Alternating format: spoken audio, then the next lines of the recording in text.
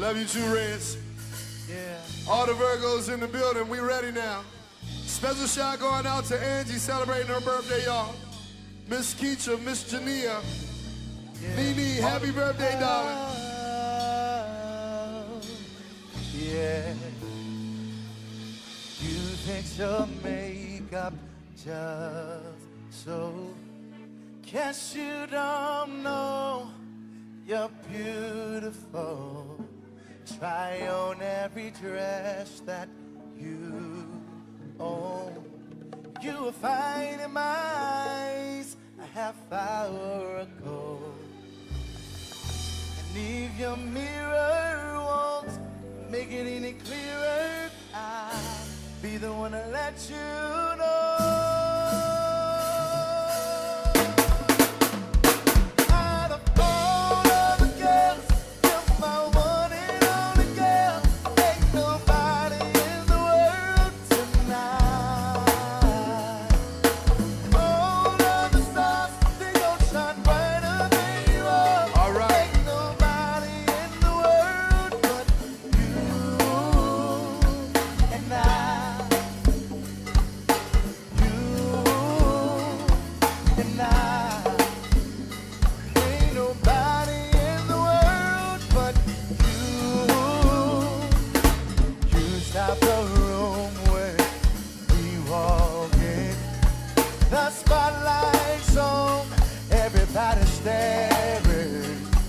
Tell all of these boys they're wasting their time. Stop standing in line, 'cause you're all mine. Stacy. And this evening I won't let the feeling die. I never wanna leave your side.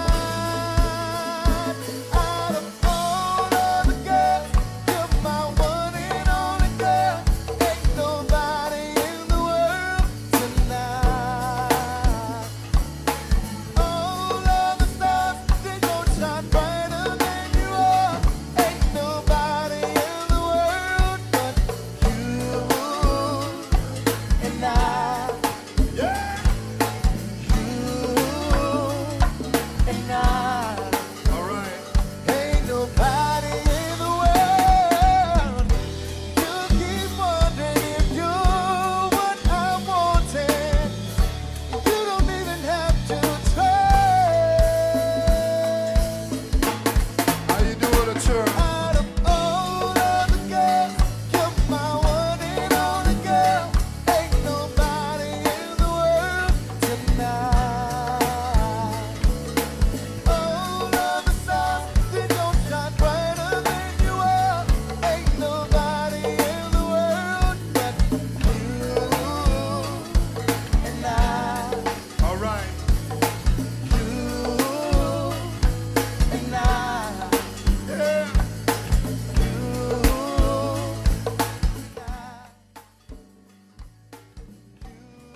All right. Straight Talk No Chase is back in the building. My sister Reese is in the building. We got everybody in the building on time, sorta today. But yeah, man. Real quick. Colin Cosby, man, how you feeling today? I'm having a great day, a really busy day. Shout out to Cosby Digital Marketing. We got a few new clients. Shout out to Agnes, the head of Black Movie Association of America. Shout out to Fog Hill. Shout out to Hook Hall. A lot of new people we're working with. So just trying to get up to speed with that. Got Henny and Waffles this weekend, Howard Homecoming Edition. Definitely. Got the Snowman hosting. Big Snow, Jeezy in the building. So if you ain't got your tickets, brunch about to be sold out very shortly. Don't call me on Thursday or Friday talking about it's sold out. I'm not gonna hear you. But if I hear you, I'm not gonna listen. That's a fact. Kirkland Keys, what we got?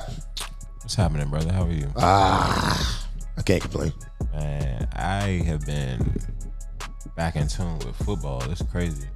So other than spending time at like youth games on Saturdays, I've been paying a lot of attention to Jackson State and Deion Sanders.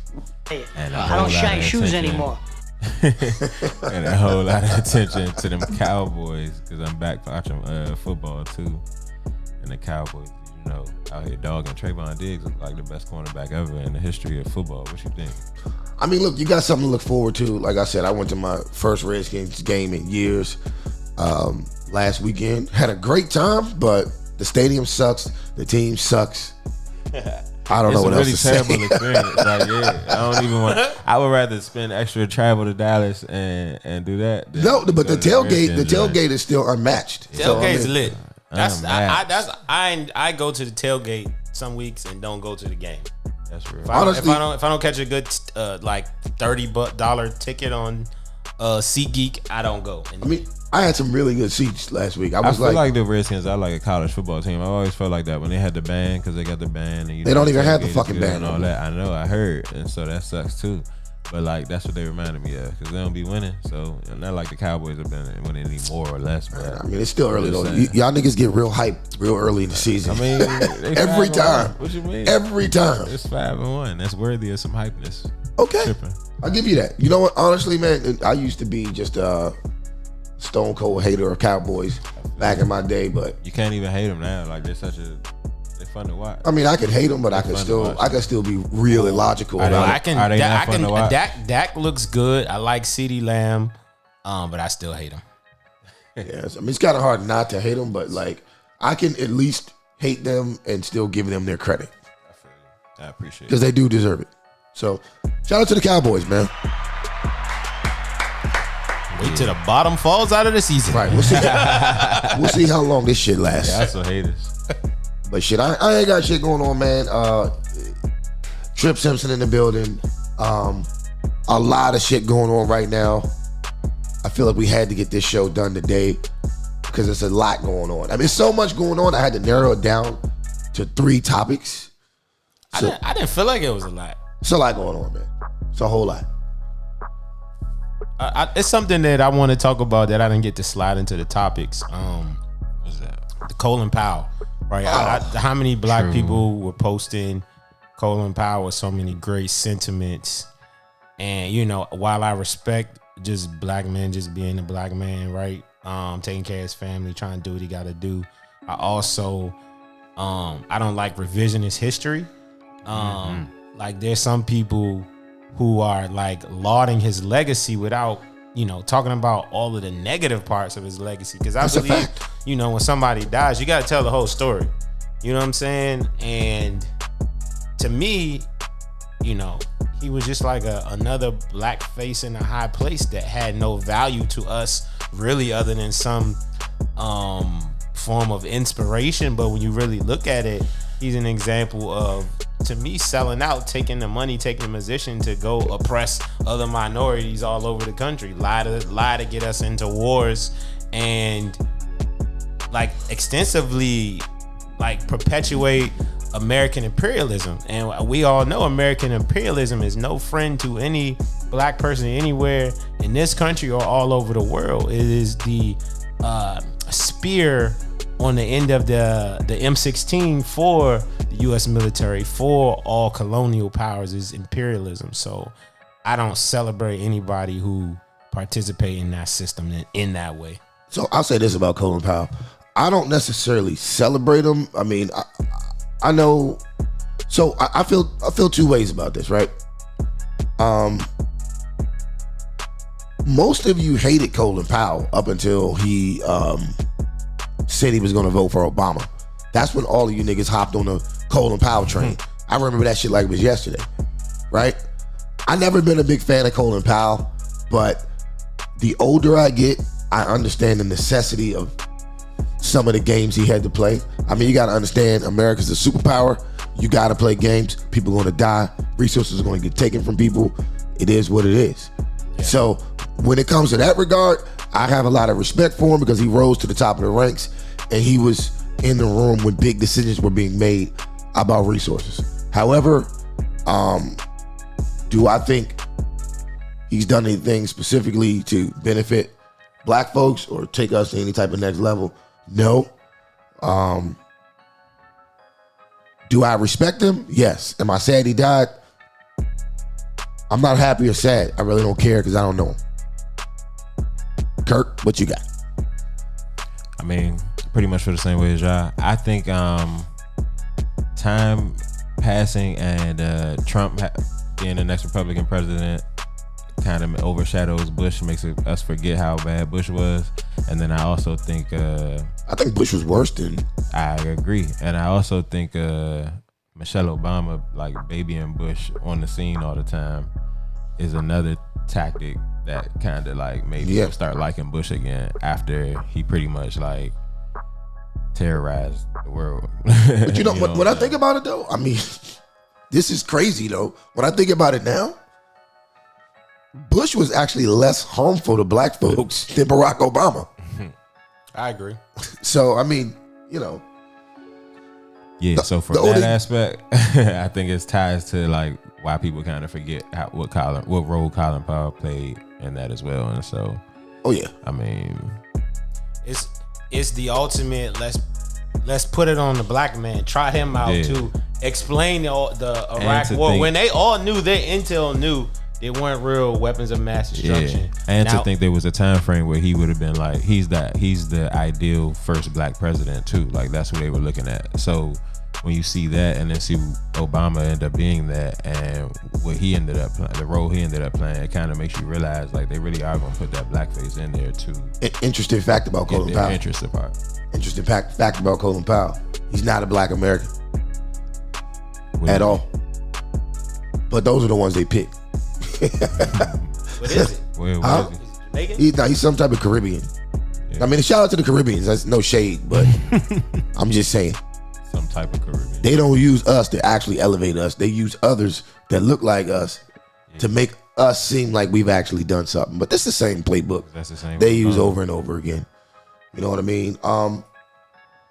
Real quick, I don't know where to start, man. Do we start with Eddie Eddie Winslow? Let's get the bullshit. Do we start with Eddie Winslow, Joe Rogan, or Randy Moss? Eddie Winslow. You want to start with Eddie Winslow? Let's start with Eddie. All right, let's start with Eddie Winslow. All right, let me pull this article up, man. Hold on. Give me 1 second.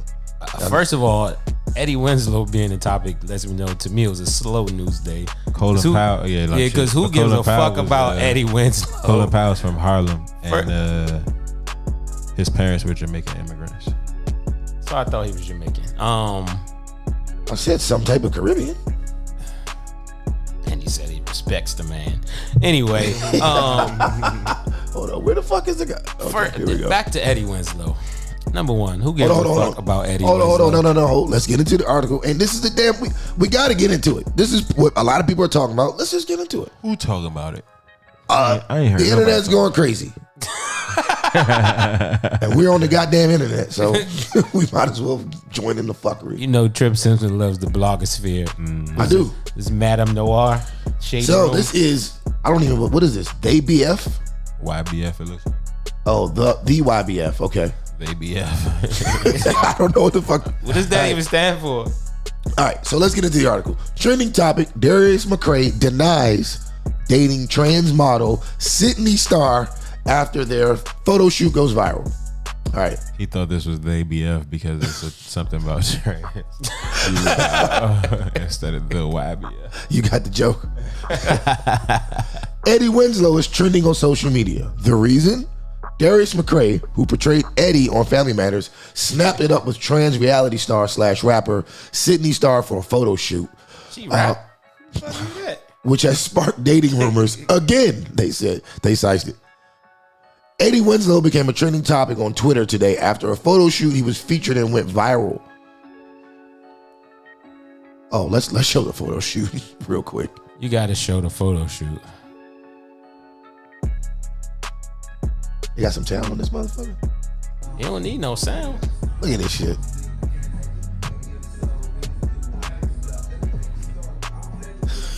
He's doing a whole lot, man. The hand on the small of the back. Even before that, it was on like the hip. Hit the button. Hit the button on that one.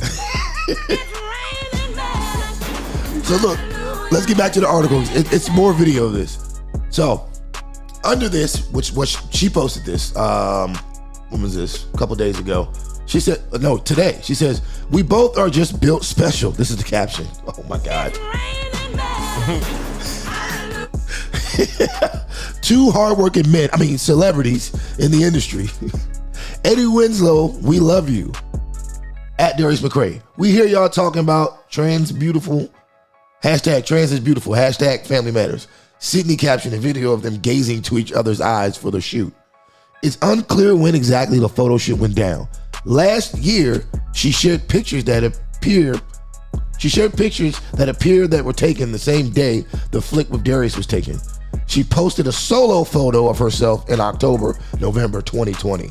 Okay, that looks like the same day. She started a flick of herself and Darius alongside each other with the caption, "Here standing next to me is a seasoned legend actor in this entertainment industry, at Darius McCray.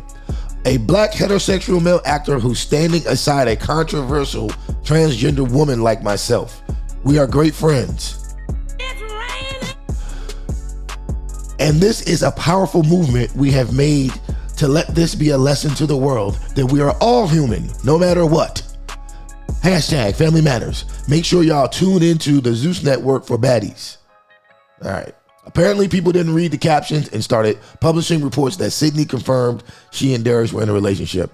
That wasn't the case, though. Folks had plenty to say. Oh, this is funny. Boosie when he found out about Eddie Winslow's relationship. Pretty funny. Okay. Let's get to the rest of the article. So apparently they on the show together. No, they're not on the show together. It said tune in to baddies. Yeah, that's the show I guess he or she is on, but he's not on that show. He probably on it. Then it says, It said family matters, and then it said baddies. Like I think they was. Because why else would he be in the photo shoot? He's not on. If Skylar, if you want to Google that to see if he's actually on baddies, that would be awesome. So then the article goes on to say the former child star caught wind of the virtual activity while out to eat with his TV mom, Joe Marion Payton, who played Harriet Winslow on Family Matters. He stopped chowing down on his meal. You really with the shits today. To set the record straight. He's really with it today. He's not dating Sydney and he's engaged to someone else. Please see the video. All right, let's play the video.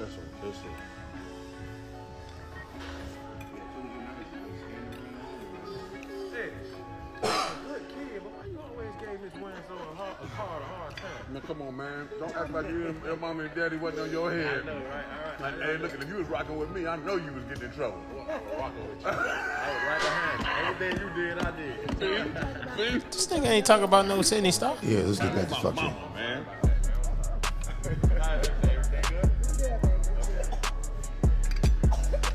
Hey, y'all, so check this out. Watch this man eat. I don't really pay attention to rumors. Here we go. I'm not into all that. The small minds discuss other people. Mediocre minds discuss ideas. And great minds discuss how to change the world. So while you're busy discussing me, I'm trying to figure out how to change the world for you. Anyway, I'm sitting here with my mom. I'm doing what? Hi. How are you? Mama, don't talk to them. They're rude. They're rude. Don't. Spin the camera a little bit. Spin the camera a little bit. Get a better face. Better face? Okay, Mama. Now you guys got a better face on it, right? You did.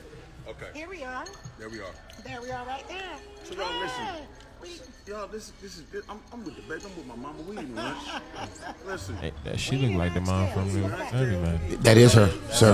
Well, I was about to say. Well, y'all are discussing these rumors that aren't true. We eating. And they aren't true either. They are not true, okay? Okay. I mean, but I will say this. What are we in high school? You gonna tell me who I can be friends with, who I can't hang out with? Huh? I mean, I'm a grown man. I'm really 5 years from 50. So I mean, if I wasn't with my mama, I would really be saying this a whole nother way. But I'm being respectful because my mama right You here. better be. Yes, ma'am. Being Anyway, good. we love you guys, okay? Love you guys. Love yourselves. With these It's Harriet. It's not true. You know what I'm saying? That's when you need the big brother to chime in. You know what I'm saying? Yeah, and I think that my fiance would really have something different to say. That's the focus. Okay, and we're gonna stop it right there. We are gonna stop it right there. Now, I want to show you guys something real quick. He's talking about his goddamn fiance. What would your fiance have to say about that, sir? Hold on, Jesus Christ! Oh, he done brought out this. See, this time you try to get too fancy. He is the police and he can't even do it right. He done man. brought out the scandalous Hey, you see what it is? Hold up. What's he doing?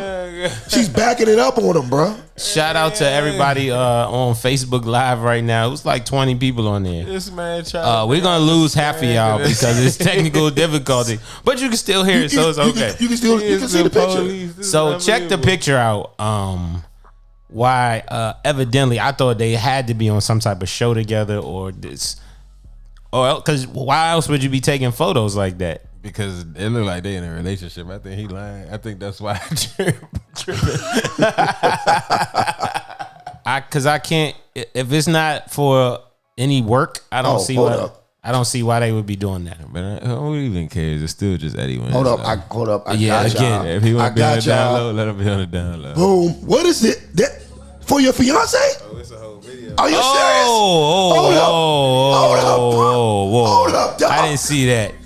Whoa, Eddie. That's what we doing out here?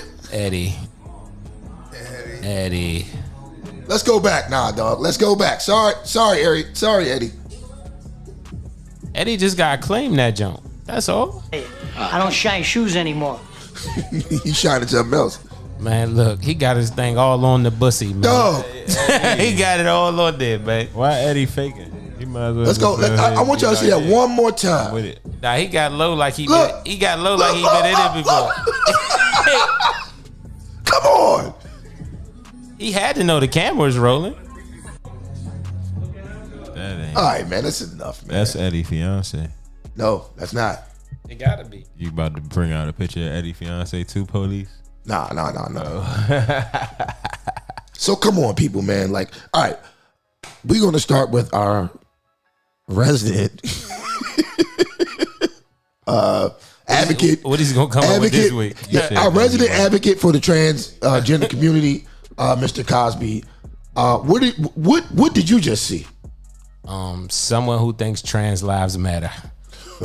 Clearly. A whole lot. I feel like he was so into it, he forgot the camera was rolling. Because there's one or two things that happen in there.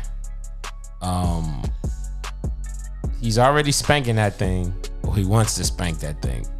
I don't shine shoes anymore. That's the only thing I can deduce from that video. And there's nothing wrong with that. If that's what he likes, that's what he likes. Just, be forthcoming. Like you said, like Malik Yoba, you mentioned him. Malik came out and said, I mean, listen, he like him switch hitting, and that's what he want to do. That's what he want to do. Like, I don't have no problem with people doing what makes them happy, what they enjoy doing. But I think it's just disingenuous to say you're just friends. I don't have any friends of mine that I get low with like that. And let's take it a step further, right? Like, this is a whole different dynamic, right? If you're dancing with one of your friends that happens to be a girl in the club, that's one thing. But you know that this is not a traditional woman. You know that this is a transgender. You getting low, you grabbing ass. No, I'll pull the video back up. A whole photo shoot. He grabbing. No. That was a video of him. No, I just mean like it's a photo shoot, and I'm not saying it. Like I'm saying in disagreement it's with you. more. I'm saying It's more impactful that you shoot. took a photo shoot with nothing to promote. Yeah. Like I said, it got to be a show, a game show, something where you doing a photo shoot in that manner, because you don't do photo shoots for no reason. It's either this wants to be a keepsake for me, or I got something to promote. So, I mean, that's a fact. The only that's girlfriend type shit. yeah, that's making you do a fucking photo keepsake. shoot. Yeah, like these are our photos to commemorate what we are. He talking about you got a fiance. Do you? What? That might be that's the fiance, man. They gonna come out later and be like, yeah, She might be a sport. This was for that. That was a sport coat. If you got a fiance. But I mean, so Eddie, my advice to you is, man, just embrace your life. You don't got fake for us. Don't front. It's about to be 2022. You'll be all right. Yeah, I mean, he kind of washed as an actor anyway. Ain't like that's gonna. Nah, he's been on some shit, hasn't he? Wasn't he on like The Walking Dead or something? I mean, he gets little minimal roles here. And He there. was. He was on Next Day Air, I think. And I'm not saying minimal to downplay it. Yeah, he was on Next Day Air. I mean, Yeah, because if you're a working actor, you're a be- working actor. Shout out to him if he a working actor. I remember he been on something. Nah, that was the other nigga that was on. I was about to say he was on. nah, he was on the movie Next Day Air. He was Nigga, like, that came out like 10 years ago. oh shit.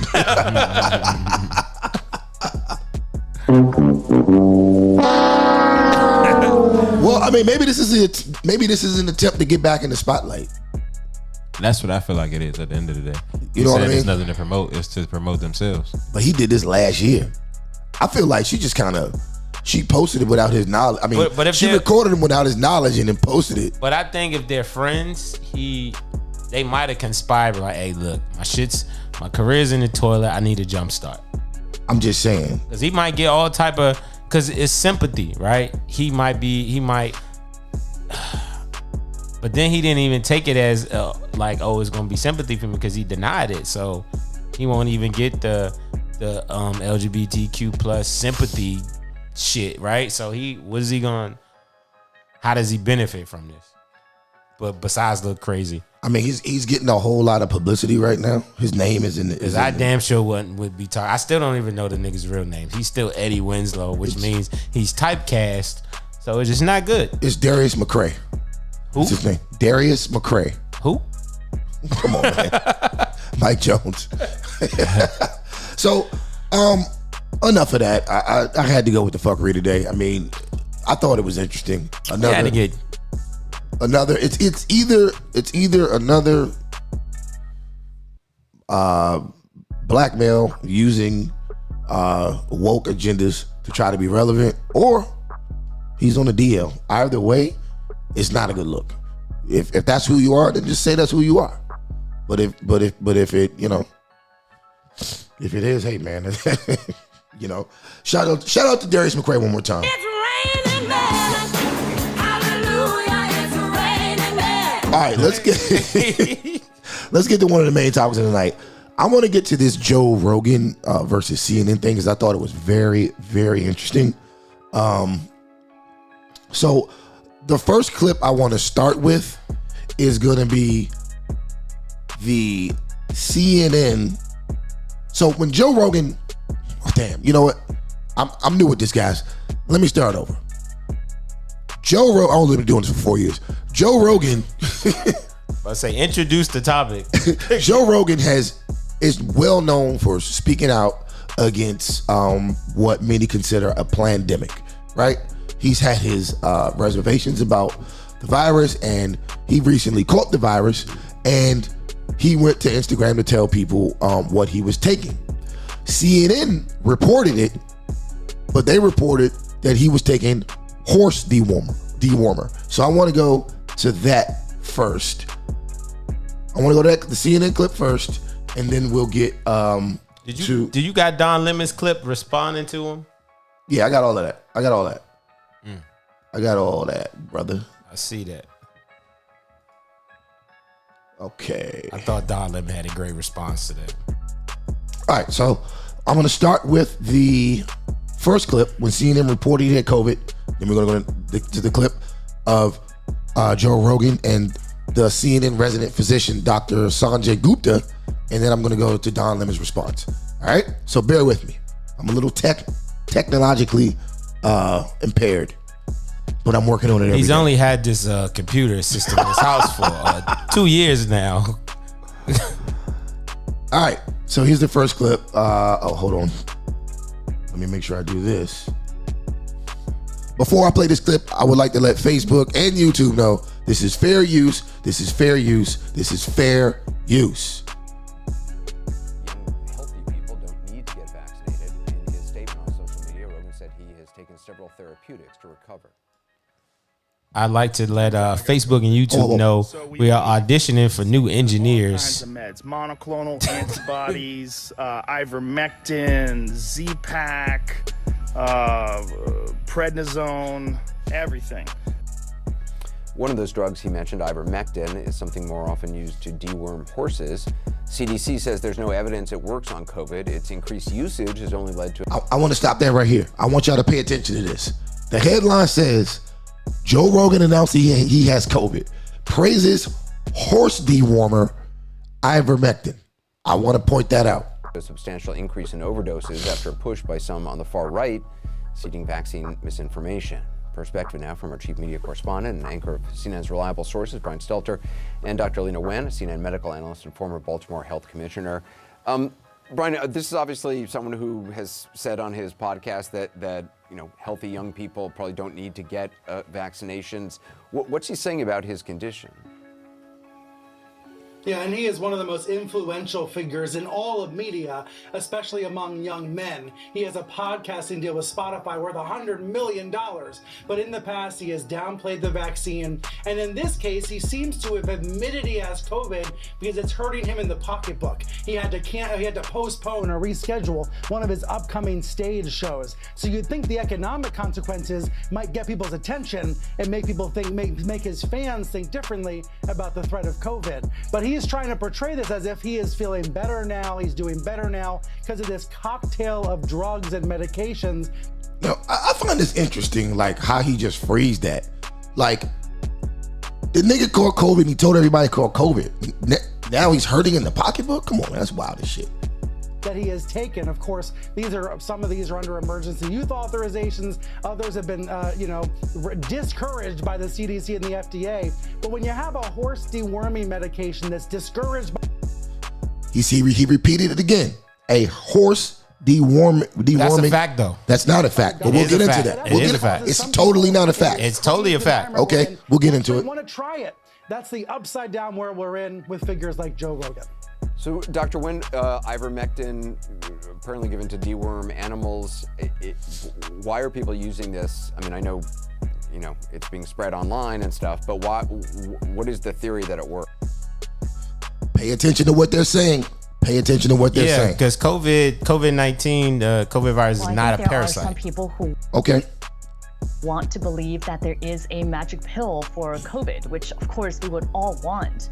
But this is the main issue. So with ivermectin, not only is it that we know, not only are we saying that there's no evidence it works, it goes beyond that. We actually know that it doesn't work. There was a systematic review looking at 10 randomized controlled trials that have been done, that were done in different countries, looking at different doses of ivermectin, and they found that there was no benefit for ivermectin in reducing mortality, death to COVID-19, no reduction in symptoms or duration of symptoms for COVID-19, so it does not work. And so when everything is risk, we call that the scientific method. It was tested.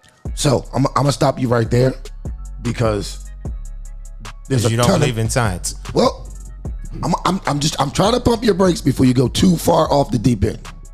I'll stand on it. It's raining men.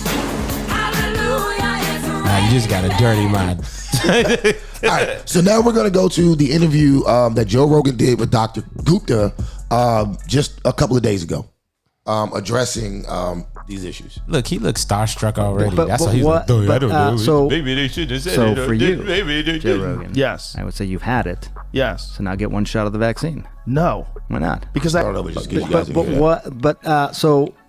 so for you, Joe Rogan. Yes. I would say you've had it. Yes. So now get one shot of the vaccine. No. Why not? Because I have better immunity than I would if I was vaccinated. Right? Yes. Don't I? I think your immunity is The doctor said yes. That's CNN's doctor. really good. So why, if I've already gotten through COVID and I was really only sick for a day, and then 5 days later I was negative, and I do have the natural antibodies now, why would I take a chance in getting vaccinated on top of that? By the way, I'm glad you're better. I'm Thank glad you. it only lasted a day. You're probably the only one at CNN that's glad. No. We're not. The rest of them are all lying about me taking horse medication. And we should talk about that. That bothered you. It should bother you too. They're lying at your network about people taking human drugs versus drugs for veterinary. Calling it a horse dewormer is not a flattering thing. I get that. It's a lie. It's a lie on a news network, and it's a lie that's a willing. That's a lie that they're conscious of. It's not a mistake. Yeah. They're not a lie. unfavorably framing it as veterinary medicine. Well, the FDA put this thing out. You saw that. Did you see that thing that the FDA put out? What did the FDA put out? It was a tweet, and it was snarky. I admit it. They said, "You are not a horse. You are not a cow. Stop taking this stuff," or something like that. Why would you say that when you're talking about a drug that's been given out to billions and billions of people? A drug that was responsible for one of the inventors of it making the Nobel Prize. winning the Nobel Prize in 2015. Yeah. Yeah, No, a drug that has been shown to stop viral replication in vitro. You know that, right? Why would they lie and say that's horse dewormer? I can afford people medicine, motherfucker. This is ridiculous. It's just a lie. I don't think anyone is. But don't you think that a lie like that is dangerous on a news network when you know that they know they're lying? You know that they know that I took medicine. Like, here it is. The same Joe Rogan that appears on Fox News Got it regularly. right here. All right, hang on. The thing is, we're like going so fast. Like, I feel like I'm missing. Do you think that's a problem, that your news network lies? Well, I don't. Dude, what did they say? They lied What did and they said say? I was taking horse dewormer. First of all, it was prescribed to me by a doctor. Yeah. Along They with shouldn't have said a it was bunch horse. of other it was- medications. if you got a human pill, because there were people that were taking it, the veterinary medication, and you're not, obviously. You got it from a doctor, so that it shouldn't be called that. Ivermectin can be a very effective medication for parasitic disease, and as you say, it's probably, I think, what, 250 million people have taken it around the world? More, I get that. Way more. So way more. Billions of people have taken it. Can I just come back to the one I want to talk about? Two things on You the have ledger. you have, before we get to that, does it bother you that the news network you work for out and out lied? Just outright lied. Does it bother about me Joe Rogan that he taking goes on horse Fox dewormer? News regularly? What the fuck does that matter? Because he's the hypocrisy, the biggest. He's saying, does it CNN bother you? they're all hypocrisy. Fox News and CNN are the same thing. Bro, Yes. So So that's CNN, hold up. CNN said he took a horse dewormer when he didn't. Ivermectin is served in various different, that's like saying antibiotics are animal medicines. There's antibiotics for animals and there's antibiotics for humans. There's ivermectin for humans and there's ivermectin for animals. He got the ivermectin for humans. He might have took the horse. They shouldn't have said that. How can we prove it? I don't know. You didn't ask? You didn't think that was you're the medical guy over there. I didn't ask. I should have asked before But they coming did on it your with podcast. such glee. No, Yes, Joe. they did. I watched. You watched? I watched. You watched? No, I don't think there's Yes, glee. they did. No one takes. Joe Rogan says he has COVID, taking livestock drug despite warnings. Yeah. Jamie had to pull this up. You want to play it? Does she This have is your glee? news network. I'm gonna watch. Let's see. I'm gonna watch. Rogan telling his 13 million Instagram followers that he was treated with several drugs, and he included ivermectin on the list, a drug used for livestock. The FDA and the CDC warn against using to treat COVID. Turns out I got COVID. Look at they put a So yellow we filter on immediately me threw too. the kitchen sink at her. All They kinds did. of meds. Monoclonal You see the original antibodies, video versus that? I look like shit there. Ivermectin, Do you know that? I think you look good. Pause. It's enough. Prednisone. I don't That's think enough, Jimmy. I don't think Aaron had glee. Oh well, it's more Brian Stelter was the gleeful one. But the point is, that's a lie. It can be used for humans. I get it. I totally. Not just could be used for humans, is often used for humans, along with all the other drugs I took. All human drugs. Yes. They know it's a human drug. It's right. But they lied. The thing. It's defamatory. It is. Yeah, they shouldn't have done that. It's defamatory, right? Well, I don't know if it's defamatory. I bet it is. Well, I'm not a lawyer. It's a lie. Well, see, here's the thing. You can have nuanced discussions about this. No, right? you can't. Yeah, you You can. can't have nuanced discussions about lying about someone taking horse dewormer. There was no glee, by the way, from her. She was. Well, And I I don't didn't watch think her. anyone takes people's illness. Yes, they do. They don't want you to get stop sick, it. Joe. Yes, they do. They were want you to get upset sick. that I got healthy. I That's one thing they didn't report on. The fact that I was negative 5 days later and working out 6 days later. Well, 6 days after infection, I was back in the gym. I'm glad. Felt great. I'm glad you do. I really Me am. too. I think Thank you. Most of the I'm people. glad you're glad. You're a nice guy. Most of the people I know, I think, would be glad that you. I don't think that there was any. There's a lot of people out there that weren't glad. But my point is, you're working for a news organization. If they're lying about a comedian taking horse medication, what are they telling us about Russia? What are they telling us about Syria? Do you understand that that's why people get concerned about the veracity of the news? The concern was, look, just the nuanced part of this. And you're not taking a horse dewormer. I get it. You got that as a legitimate medication from a pharmacy. Somebody gave me. That's kind of a joke. My friend Megan brought. All right, so let's look at that Fox News. So Joe Rogan is concerned about accuracy. I don't even think that's laughable. I don't think that that's even a valid complaint just because he's been on Fox News. I mean, it's a news network. It's a news network. That's just like all the rest of these hold on. No, networks. let me respond to that. That is notorious for lies of omission, right? So is CNN. I'm not defending CNN, but I find it ironic that he's like, "Oh, you CNN is," and you're a regular contributor to Fox News. He just indicted all the news. He just indicted all the news networks. He just said that's why people are hesitant and believe in the news. Yeah, I think his point is that he comes and tells the truth, and that's all he's standing on. Just because he's on Fox News, you can tell the truth on Fox News. You ain't gotta be with the lies that everybody else telling. You kind of got a lie to be on Fox News. They don't do that. Like, you got to toe the line over there, for real. Like, you start talking too greasy or too much of the truth, they get you up out of there. I don't know. I mean, I've seen some of the greatest interviews ever on Fox. I remember when Cameron versus Bill O'Reilly. But no, because listen, every time I walk in the firehouse, Fox News be on, because you know. A lot of different cultures work in the firehouse. Yeah. It be some good ass funny interviews on Fox News. They let that shit fly. Funny and lying are two different things. CNN will cut your ass off quick if you not with the script. So let me say something. And he always gonna find this funny. As a trained journalist, I don't watch CNN or Fox for the truth. I actually got a degree in journalism. I can say that as trained journalism. What did little Jimmy say about his dad? Because one thing you learn, if there's corporate interest involved in any of these news organizations, like Pfizer, yeah, they lean toward their corporate donors. So if you talk about CNN, you talk about Fox News, you talk about CNBC, your truth is mixed in with corporate interest on all of these networks. If you want some real shit, you got to go to your publicly funded, your independent news organization. So I'm not defending CNN. Right, but I want to stop you there because this is not a conversation about Fox News, right? This is a conversation about CNN making a whole fucking story several times throughout the day about someone who took horse dewormer who did not take horse dewormer. It was clickbait. It was more than clickbait because that was they stated in there he's taking horse dewormer. They give this to animals, blah, blah, blah, blah, blah. They give antibiotics to animals. You know what organizations do?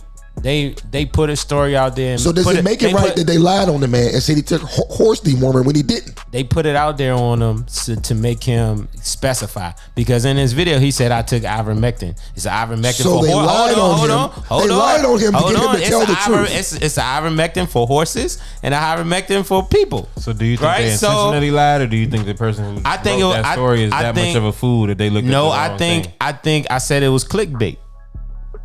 So they knew they could have reached out for Joe for a comment and say, hey, Joe, which ivermectin did you take? Because there have been people that's been taking the horse dewormer. Like, they didn't have access to the human one. There are people who put gerbils up their ass. Hold on, I'm not finished. So fucking what? So there have been a lot of people who've been taking the one for the animal. So he didn't specify that he had his doctor prescribe him the ones for a human because it's harder to get. So it was definitely an omission. It's not hard to get. So you can't walk in the pharmacy and say I have COVID and get ivermectin to treat it. Your doctor isn't going to prescribe it for you because it's against FDA regulations, right? It's not against FDA. It absolutely is. That's where you're wrong. It's not against FDA regulations. It is not. To treat COVID, yes, it is. The FDA advised against it, but it's not against any FDA regular. A doctor can prescribe you whatever he feels necessary under his license and his practice to what he thinks you need to be treated. So why would you take it if they say don't take that shit? The FDA didn't say don't take it. They advised against it. That's saying don't take it. If I'm saying you're not. They literally said you're not a horse or a cow. Don't take it. You can't get more specific than that. But the FDA, but the drug is approved by the FDA to be taken in plenty of circumstances. For parasites, not for COVID. Can we get on the science part of what you COVID. said? Can we get on the so science part? So that's scientifically wrong to take it for COVID. Can we get on the science part? Yeah, that science is not approved for treatment of COVID. COVID is not a parasite; it's a virus. I'm just saying. You're saying that there's no science on ivermectin. I didn't say that. I said based upon the trial and research that they stated in the first CNN what trial did they state? Because I have information of several trials that were done. What's your source? I have a source. What's your source, kid? The Frontline COVID-19 Critical Care Alliance.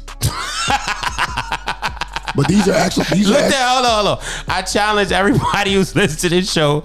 Google that. Say it one more time. Google that organization. I mean, no. Put it back on the screen. Put it back on the screen. You understand? Put it back. No. Put it back on the screen. It was never on the screen. Yeah, it was. It was just on the screen.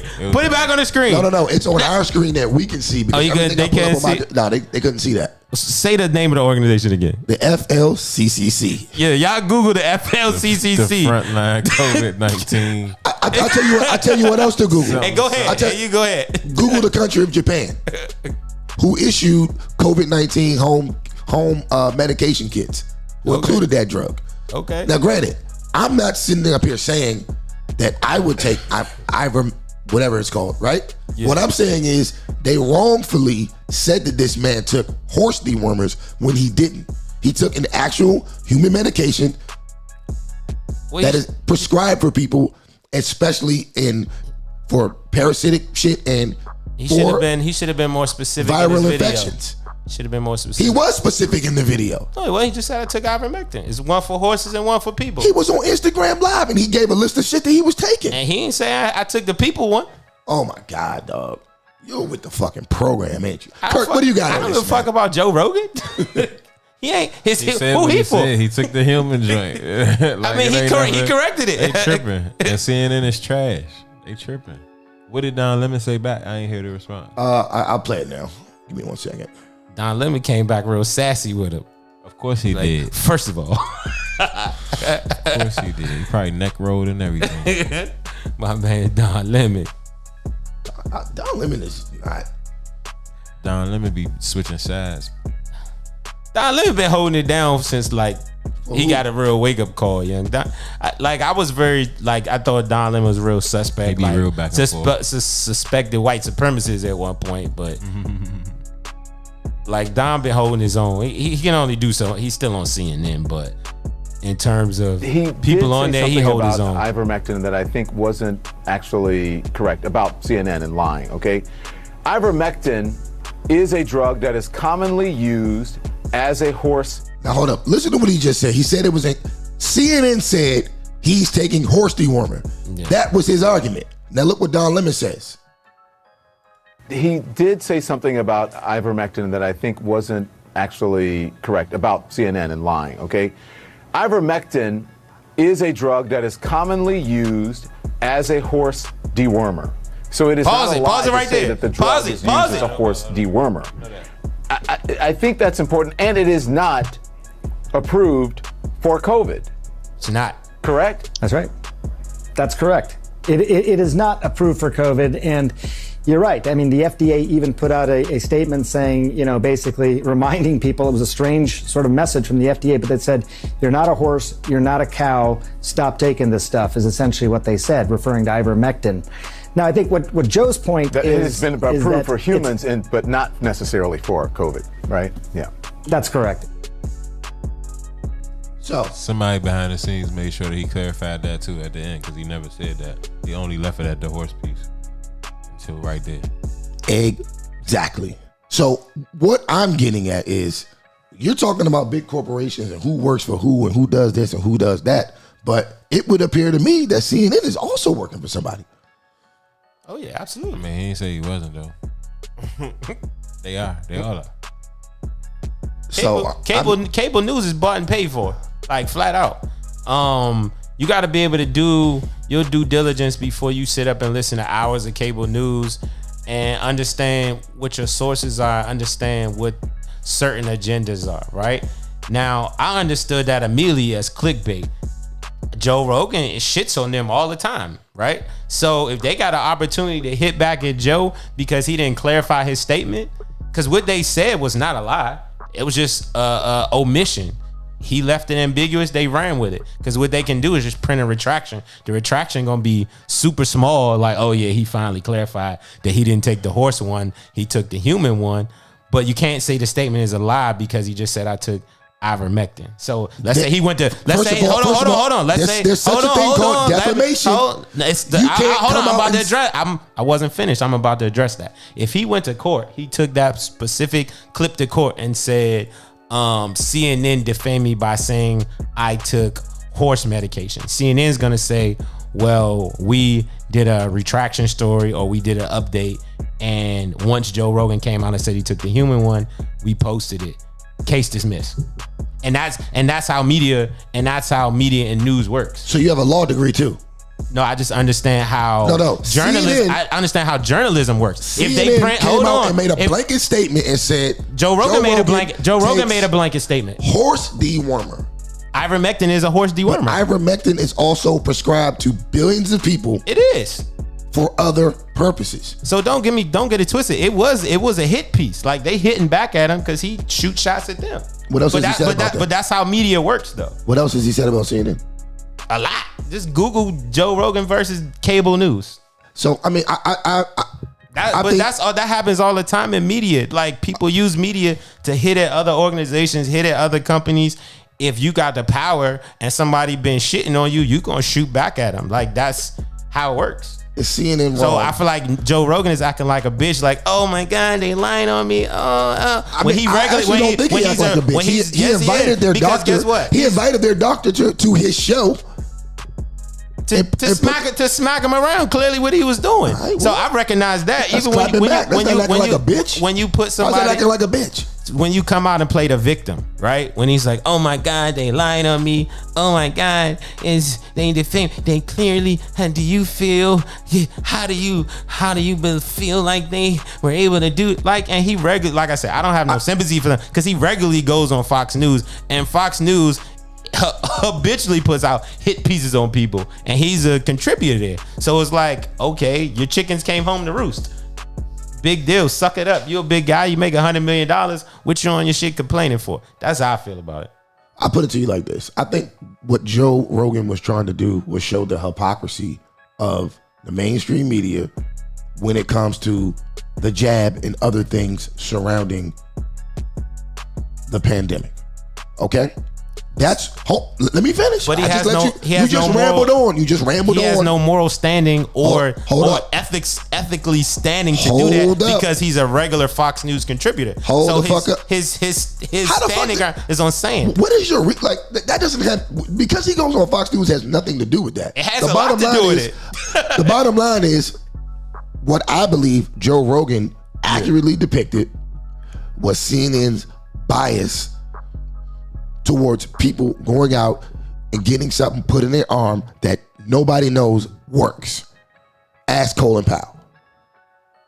Nobody knows if the shit works or not. If you look at the United States in general, right? People do know it works. Still fucking talking.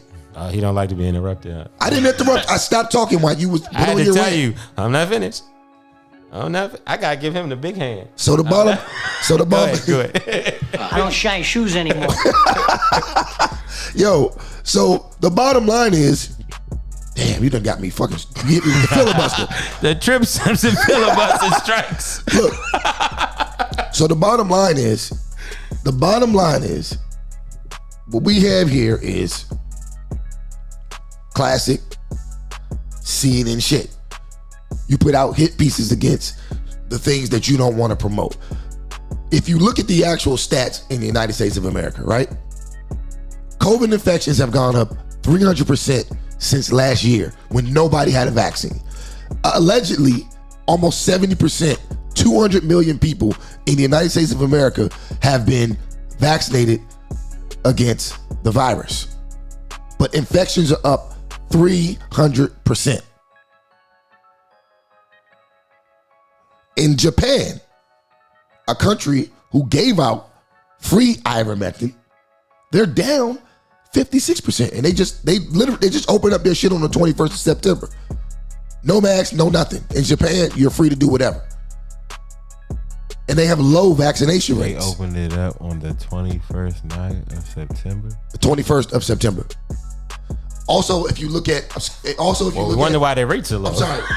Earth, Wind, and Fire predicted something. Also, if you look at India, India has the lowest vaccination rate almost in the world, and they're offering people other remedies and treatments for the virus. Their numbers are way lower than ours. The highest vaccinated country in the world, which is Israel, has damn near the highest fucking rates. So how do you explain? Why doesn't CNN report any of that? Because all of those numbers are faulty based upon different factors. How are they faulty? Well, not faulty, but you got to. It's a fact. You have to factor in, right? This is address Japan, like you mentioned Japan.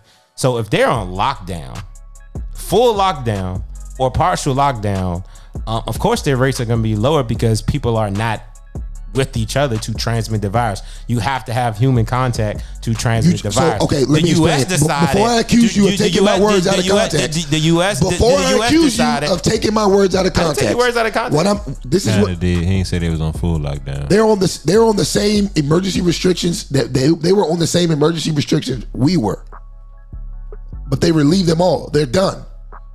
Japan's fully open, no mask, no nothing. That's what I was about to say. Like, they can take masks off and stuff. Do what you do in Japan right now.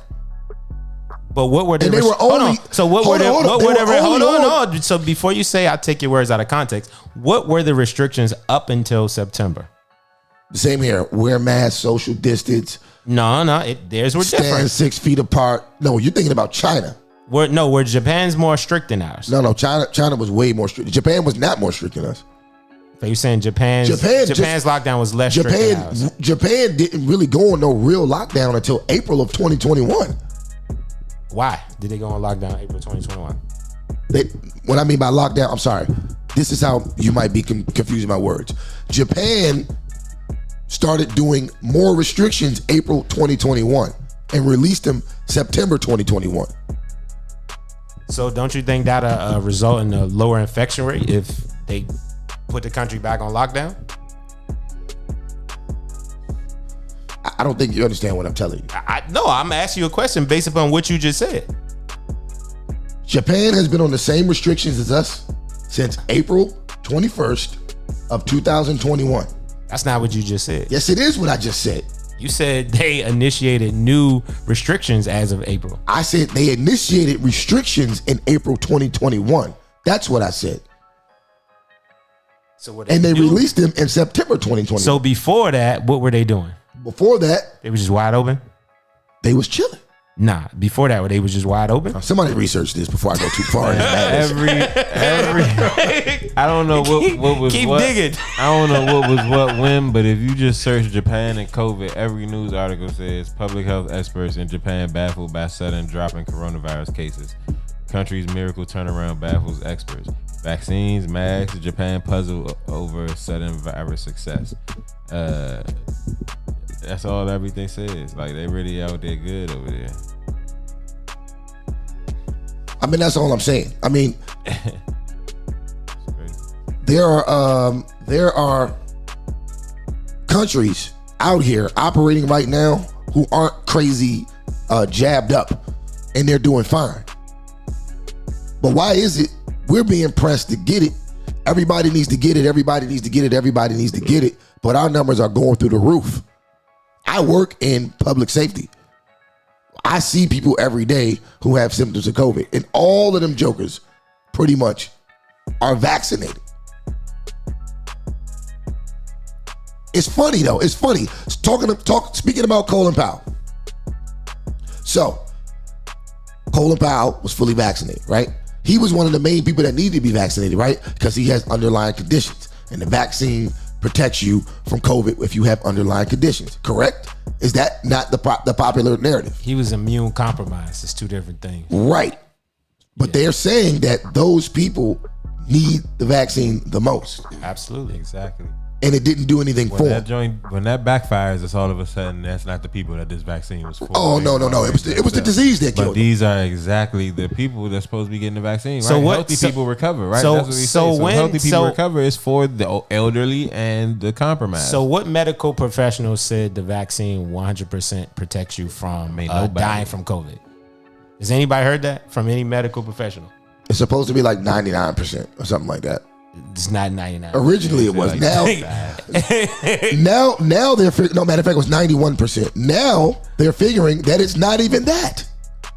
Yeah. So at any point in this whole ordeal that we're all going through, has anyone ever said that the vaccine 100% protects you from contracting or dying from COVID?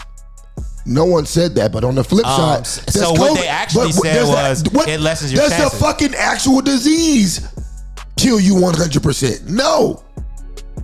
It's like no one has ever said anything is 100%. So to pull out one this doesn't add up. Well, this code. You see what happened to Colin Powell? If I have a 99.7% chance of surviving COVID, why do I need a vaccine that's only going to give me maybe a 91% chance of surviving it? That doesn't even add up. So every American, such as yourself, a 34, no, you older than that, 38-year-old male. 37, sir. Same difference. 38-year-old, relatively healthy male, right? You might have a 90-something% chance, 99-point-something%. Bro, I'm giving you the numbers. But the average American does not have that chance. And then honestly, we live in an aging country. That's right? actually false. Well, let me finish. The 99.7% rate is based on the average American. It's based on. So averages. is that mortality? That's the mortality rate. 99.7%. But it's different to say the mortality rate of the disease versus someone's individual chance of catching it and passing it away, right? And if you let's say it's let's say 98, right? 98 out of 100 people will survive. The 2 people that die, if you multiply that same number by the population of the US, that's still hundreds of thousands of people that'll die from it. And that'll be more deaths than any other disease, whether it's the flu, whether it's AIDS. You know the funny part? Funny part, at the height of COVID, right? At the height of it, right? The death rate in America was still lower than normal. Less people died during the pandemic than would have died on an average year. Is that from everything though? That's in total? I'm just talking about people dying. We're worried about people dying, right? So guess what? If you not the country's locked down, it's gonna be less car crashes. Violent crime ticked up a little bit, but overall violent crime was down. They would kill people. If you in the house, it's less chance of you dying because you in the fucking house every day versus you being out in the world. Right? Do you know that most people die? Suicides were less. Suicides are actually up. You're wrong. Well, no, in the heart of COVID, they were not up. You're wrong. They were not. You're wrong, dude. The heart of COVID was 19 to 20, right? During the height of the COVID, it wasn't. But shortly after, like I say 20 to 21, suicides have been up. But I'm speaking of the time frame you're speaking of. I'm speaking of COVID. COVID wasn't in 19. And there's still... It existed, but it wasn't like a... quarantine or nothing like that. That was March 13, 2020. You're right. Hey, I don't shine shoes anymore. You're right. So look, all I'm saying is none of the numbers surrounding any of this nonsense makes any fucking sense. Makes perfect sense to me when you apply like actual science and logic. Here we go, especially in the U.S. You ain't got no motherfucking science. Especially in the U.S. when you look you at... You don't even know the numbers. When you talk about science. cities who have lower vaccination rates have higher death rates from COVID. When you look at cities have lower... If you look at cities who have lower vaccination rates, they tend to be overwhelmed in their ERs and healthcare system by people who are unvaccinated. Dude, there's so many stories that are coming out. What city has the highest? If we look at the vaccination rates, you don't even know what city. You keep asking and then answering the question. You asked me, did I know? Then you answered it for me. Go ahead. So I implore the viewers to look up the vaccination rates in Mississippi and Alabama and Florida and compare them to the vaccination rates of, let's say, Maryland, New York, New Jersey, states that have a higher population, California, Philadelphia, right? States that have higher populations, and compare the death rates, the hospitalization rates due to COVID. That's what I implore you. What are the numbers? Google it. That's what I'm gonna say. So this what so I you don't know. So what I'm saying is I can't give you the exact Can number. you give me a website that can give me these numbers? CDC.com. Okay.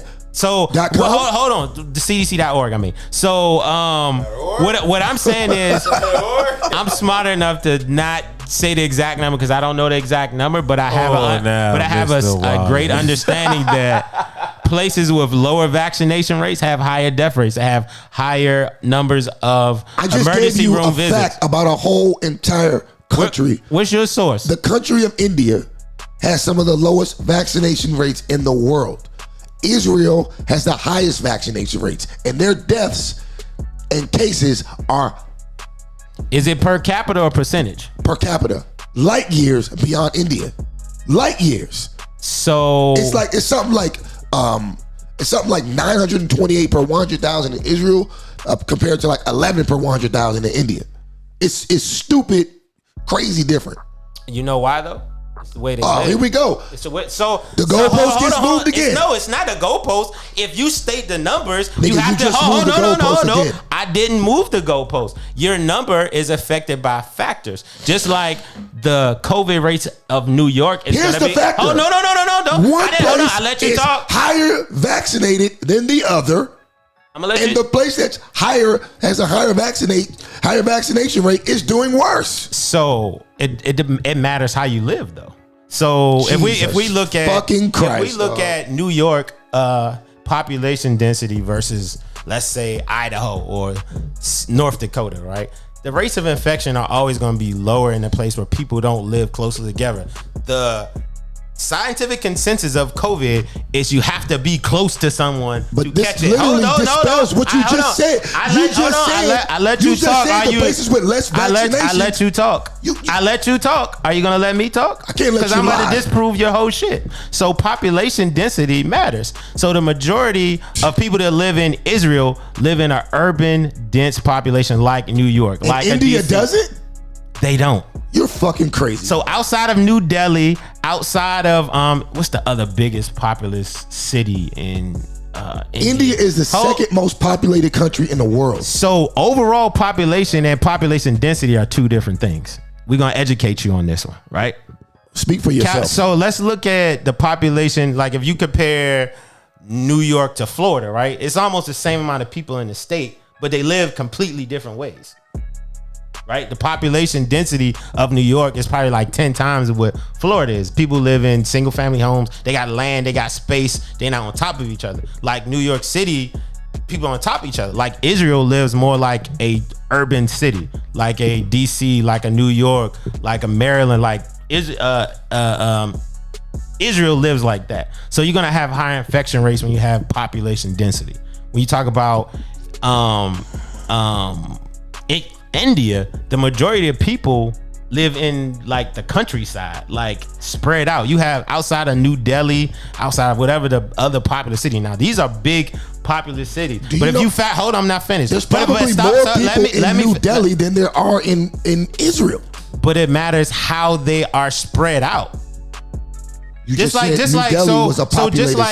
it's harder for COVID to go to an island like Jamaica or Grenada or something where people live outside. They live away from each other. They don't congregate in the same way. It's warm weather. Most of their activity is outside versus if you have a virus in the US in the wintertime on the East Coast where everybody's inside all the time. You're not living outside on the beach. You're not in outside activities. So the way COVID spreads can be easily spread in a room like that or in an HVAC system because you got to keep the heat on. That's far-fetched. So there's no evidence to produce that COVID is going to travel through the HVAC system. Well, let me take that back. So let me just people being you're reaching, bro. You're reaching. No, I'm not reaching about the science of population density. That's a proven fact. But you're reaching to try to prove a point that you can't prove. No, that's a fact. The same way you told me I can't prove anything that the FLCCC. You can't prove any fucking thing you said So right now. no, you can places with so let's look at Brazil, right? So let's say Brazil versus India. You just keep giving new examples, but still ain't got no proof. No, this is I actually. don't want another So example. so before I even said, hold on. So before I even said what I said, you say I don't have no proof. You don't even know what I was going to say. Do you know what I was going to say?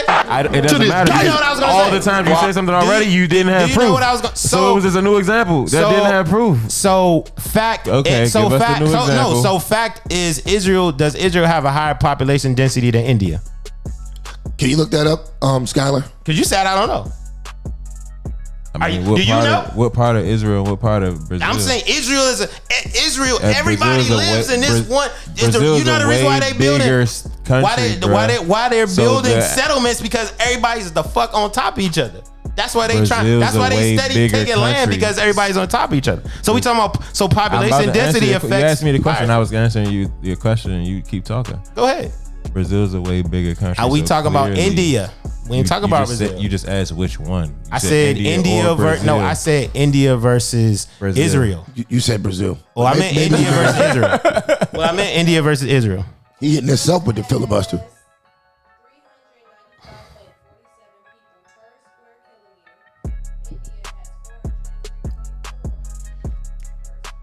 So India has a higher density.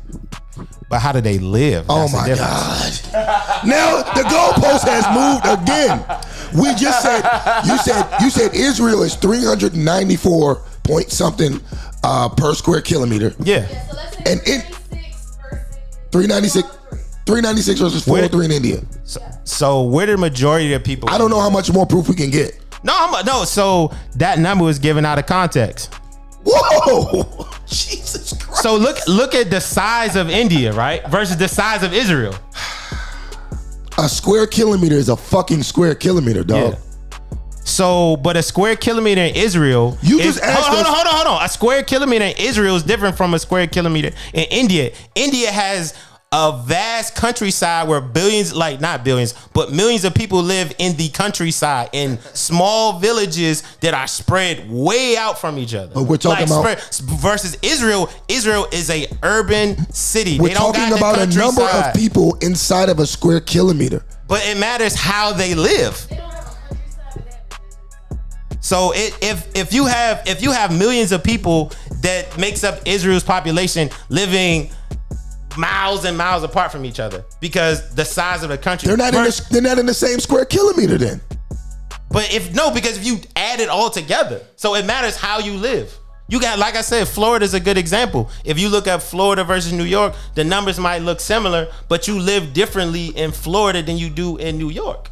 So how you live your actual practices, how your sanitation is, how many people live close together matters how the virus is transferred. If you live in a village of 20 people and the next village is 5 miles away, that's another 100. The next village 5 miles away, it's another 100 people. The next village 500 people, that's 10 miles away. It's different than you living in Israel. I'll reason with you. Every city got a million here, a million here. I'll reason with you then. Within the same 100 square miles. So let me just put this logically.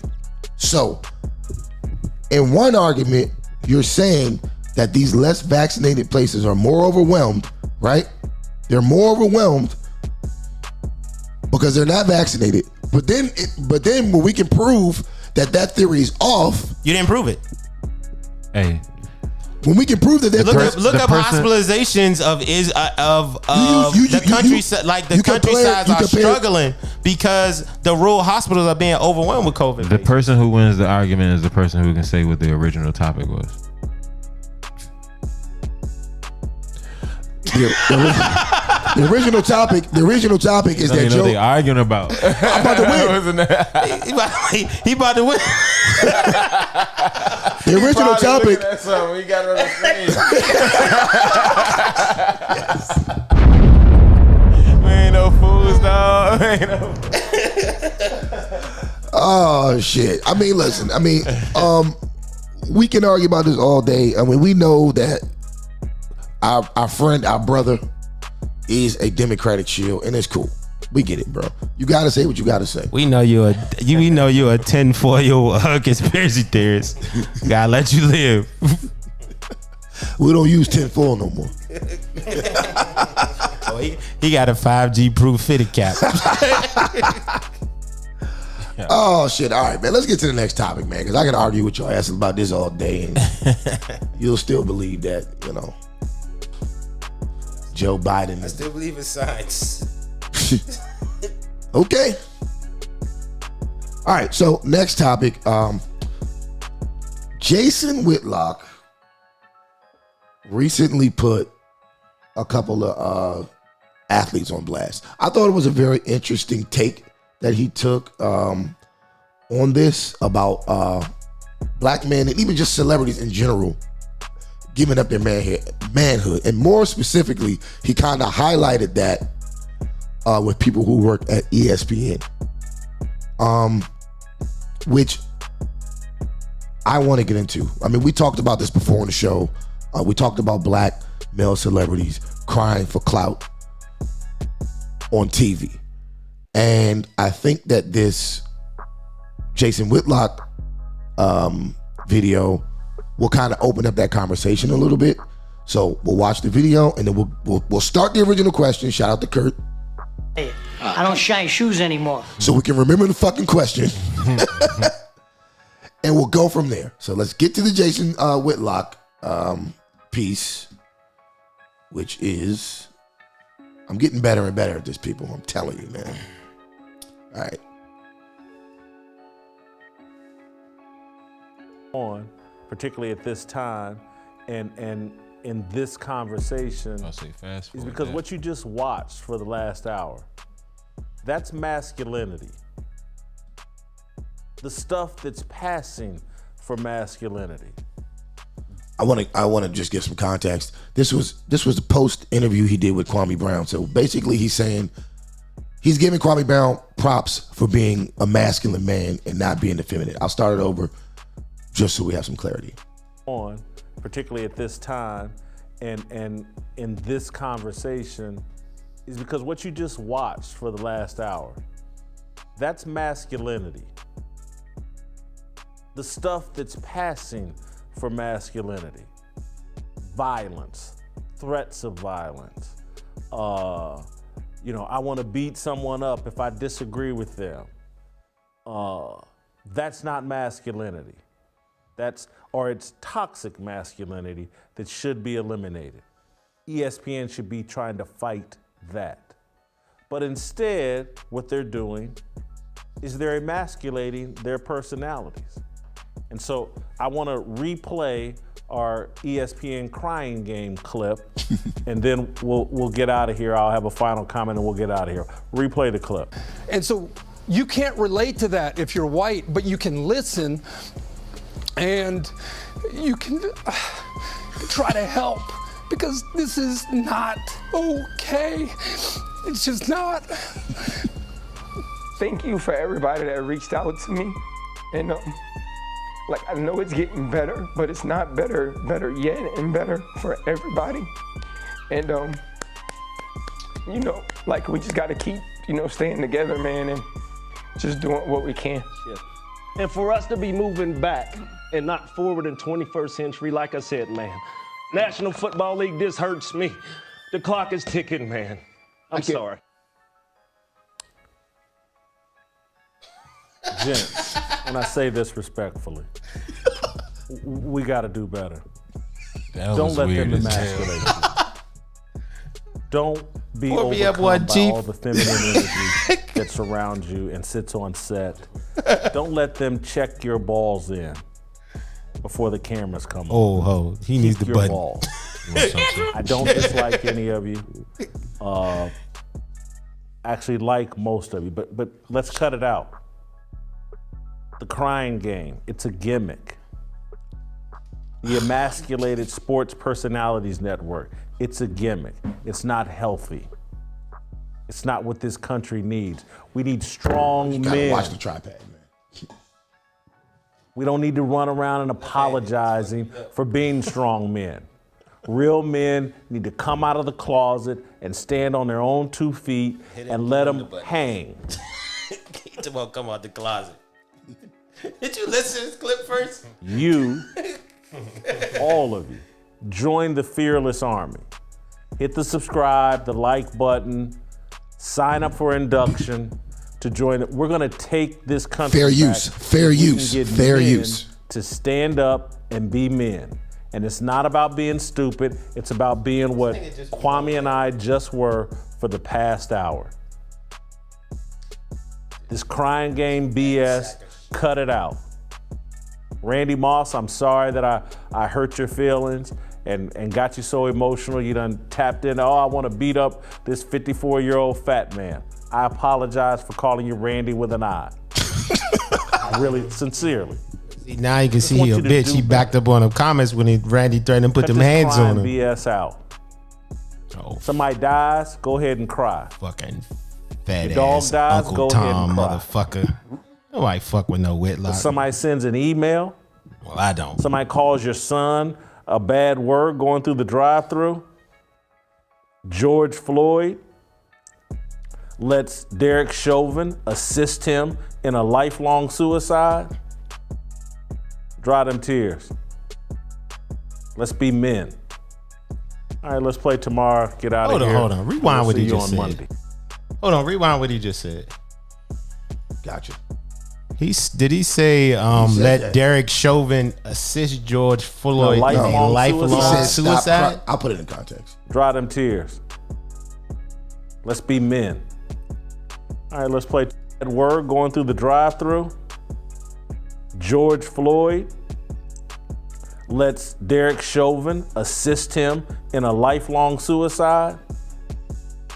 Dry them tears. Damn. Let's be men.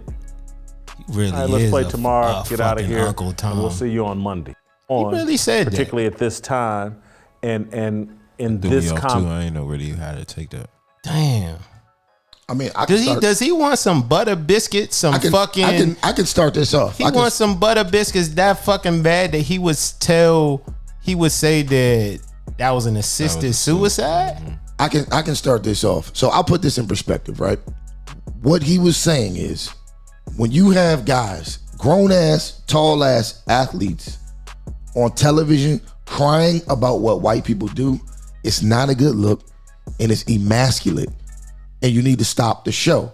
What he's saying is, and I'll start with the George Floyd comment, because Steven Jackson came up, and Steven Jackson's perceived activism, which is in question, came up, where Steven Jackson was on TV crying and doing all this and all that. But that was actually Steven Jackson's friend.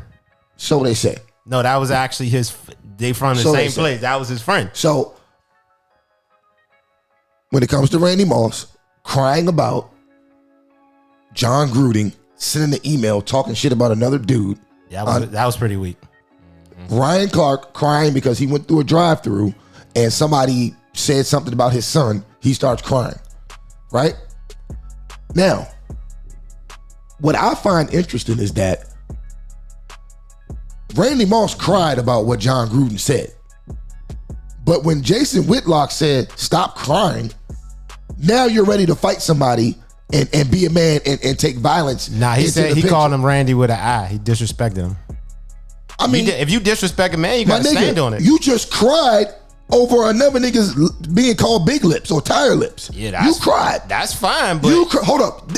So you wasn't trying to go see John Gruden. It hurt you so much that you cried. John Gruden didn't disrespect him. He said he cried over John Gruden disrespecting another man. But Whitlock called out Randy Moss personally. He called him Randy with an I. I think we take things too personal then, because you're supposed to be your brother's keeper, and if you gonna cry because a man just hurt your brother, you should treat it the same way as if he just hurt you. You should cry because I said that. At the end of the day, it's different though. But look, they on TV. Like you can win. It's people on. But it could have been. It also could have been personal, because not specifically John Gruden talking about him. But he probably then got some emails where he was talking about that he know about. But if you wasn't ready to go see nobody. But if you I also think he should expose that type stuff too. Like if y'all gonna be up here crying and sad and all that. Like, get an exposure But campaign on. hold on. Talk But about if I'll give Randy Moss a little bit more leeway than Ryan Clark. I don't know Ryan Clark's background, but I'm really familiar with Randy Moss' story. I was fascinated by Randy Moss, like his college history, right? Like, he went through a lot being a black man in West Virginia. If y'all know, he came from University of West Virginia. Man, we all went through a lot, man. Get over it. He actually had a case. He had a case in high school. He didn't go to University of West Virginia. No, I'm saying he came from West Virginia. He's Yeah, from but I'm West just Virginia. clarifying because you said University of West Virginia. He went to Marshall. Marshall. No, I said Marshall. You said Promise University you, of West Virginia. which you just said. I said Marshall. You did not say Marshall. You said Rewind it back University. tomorrow. You trying to bet 100 before Nope. we rewind it back I tomorrow? said Marshall, and I'm standing on it. All right, go ahead. So bet that 100 then. Because I'm $100 short if well, you I say meant to University say of West what Virginia. Randy Moss coming out of West Virginia high school.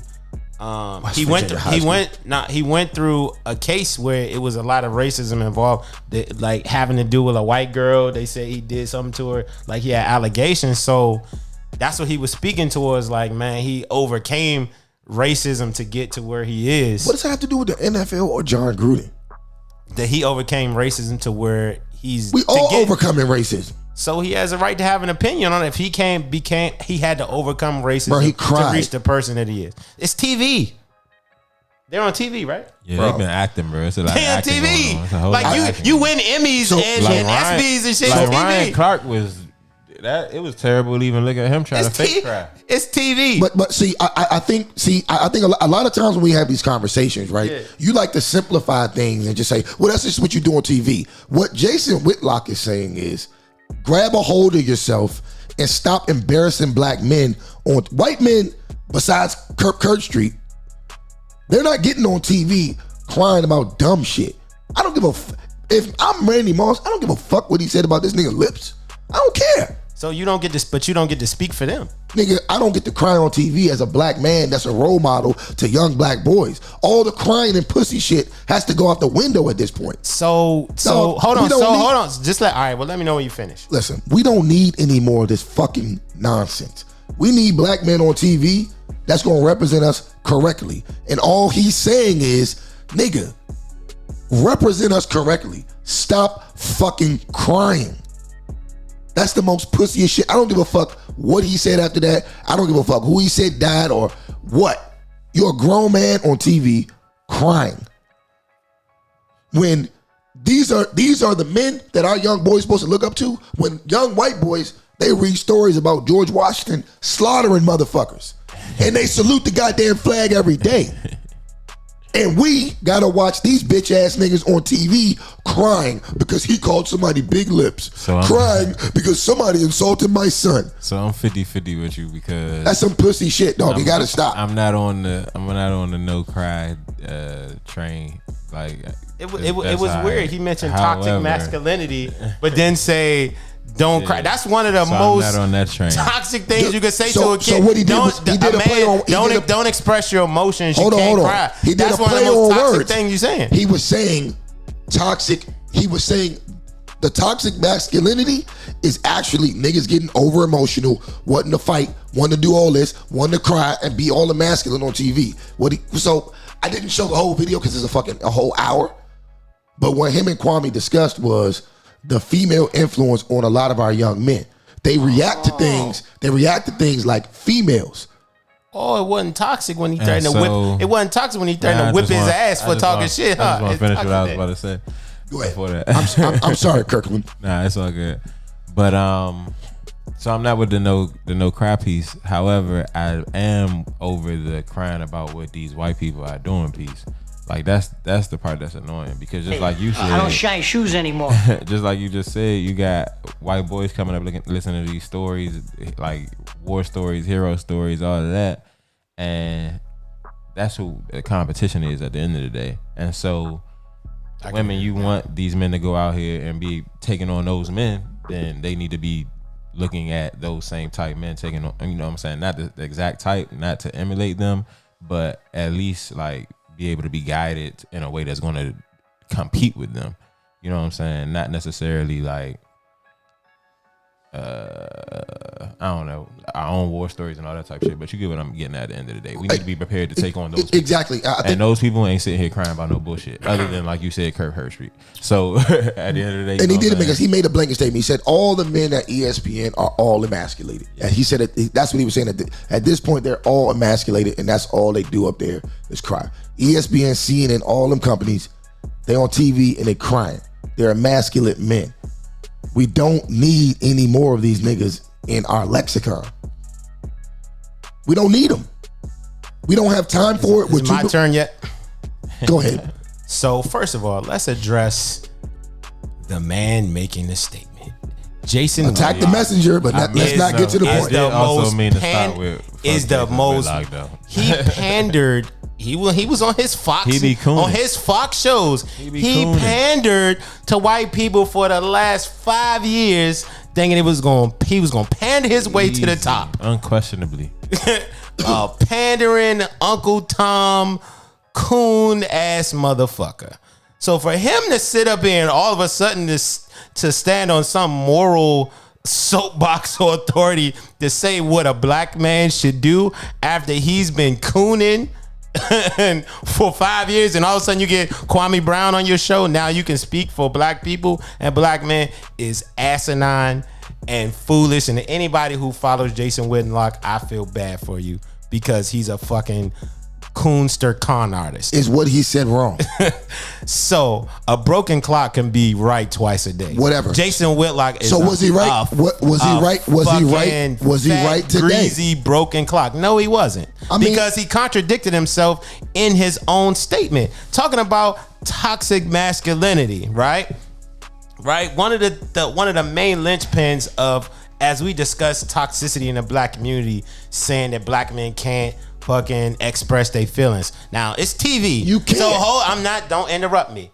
It's TV. So I expected to be a little more extra theatrics and all that. I didn't agree with Ryan Clark crying. Randy Moss cry was a little suspect, but I don't hold them to super high standards because they're on fucking TV. It has ratings, it has rewards, it has awards for having the highest ratings on shows, for replays, all of the things. The same reason why Jason Whitlock pandered to white people for 5 years, because he was looking for a white audience. So for him to sit up and on his soapbox and say all that is very hypocritical, because he does things for the same thing. The same reason they cries for shock value. The same reason at the end of his statement, he said George Floyd was assisted for a lifelong suicide. He said it for shock value.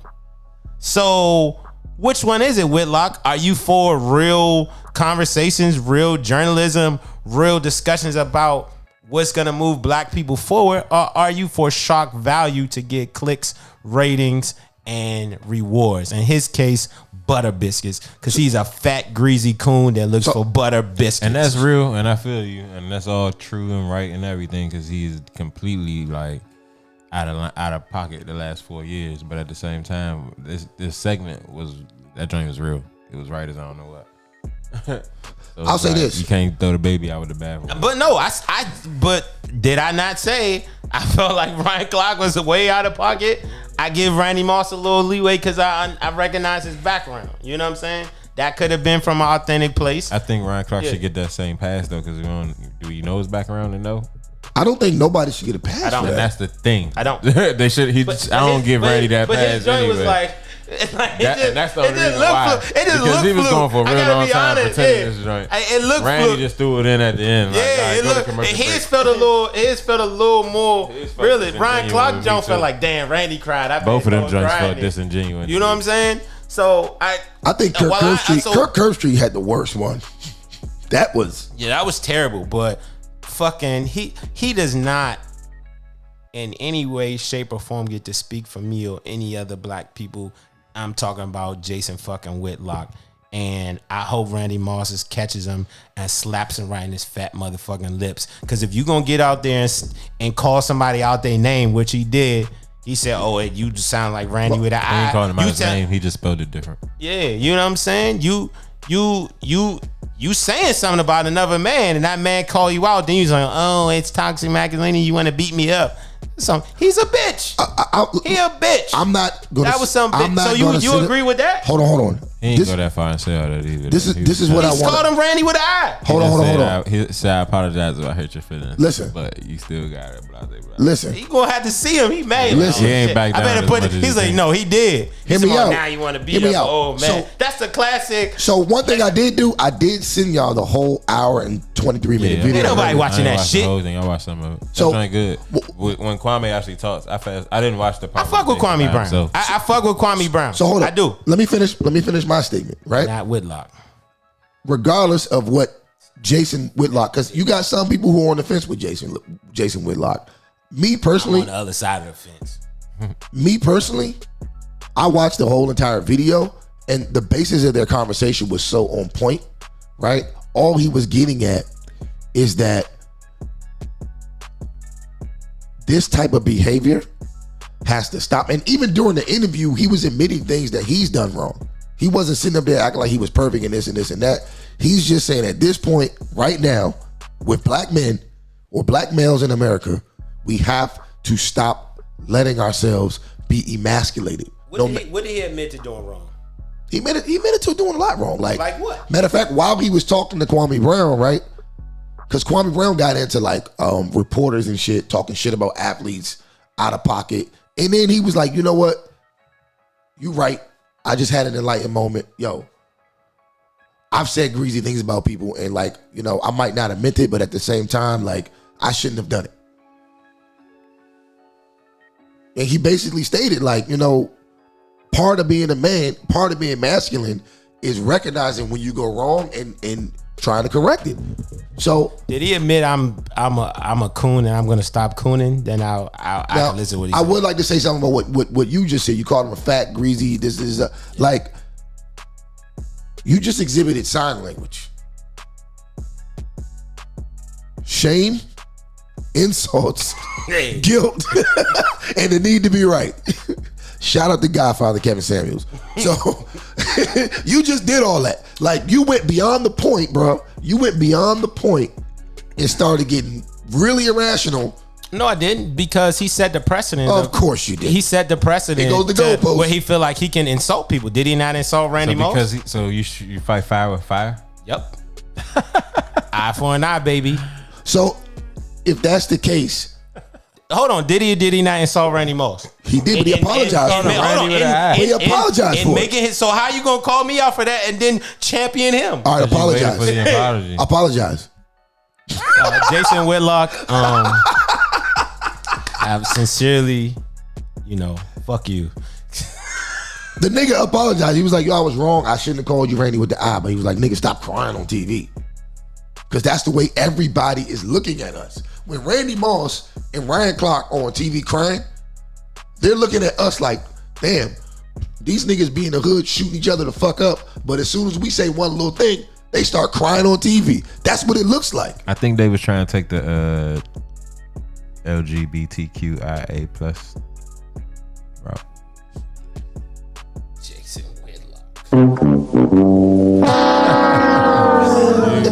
You know what? Shout out to Jason Whitlock. Hey, we need to get Jason. So let's make it so they can't hit our feelings. Jason Whitlock. Apparently his platform is taking a big nosedive because I never heard of that network he was on. We need to get him on this show.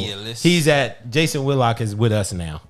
He's with the masses. But you know what? So we need to get him on the show. I'll say let this. him defend himself. Jason Whitlock has said a lot of things that I disagree with, but at the same time, one thing that he's always done is stand firmly in his point.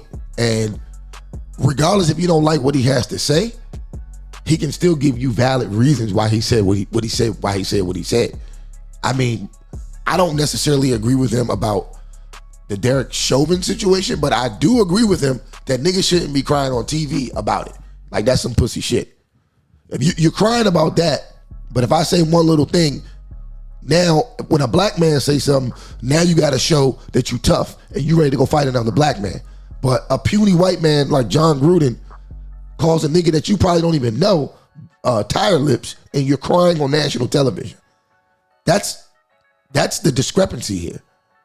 I mean, but I recognize where Randy Moss's plight and energy is coming from. From like where? navigating the corporate system like the NFL. from But that's wrong. From That's a school, problem. From that, high school to the pro, being labeled a certain thing, being labeled a certain way because of how you look, speak, and act, right? And black men have been having to deal with that in corporate America for the last better part of 60 years. I left corporate America because of those same type of microaggressions. But you know why? I chose to leave. You know why? Because they're folding, right? Shout out to Dave Chappelle is a perfect example of a nigga who didn't fold. Kwame Brown, perfect example of a nigga who didn't fold. Kwame, what? He didn't fold. He didn't have nothing to fold to. Bro, they've been, first of all, he had a 12-year career. He amassed $64 million. Who gives a fuck about a championship? Who gives a fuck about an MVP? Who gives a fuck about 20 assists? He was retired by the time he started getting heat. What did he have to fold? Bro, he got heat off the break.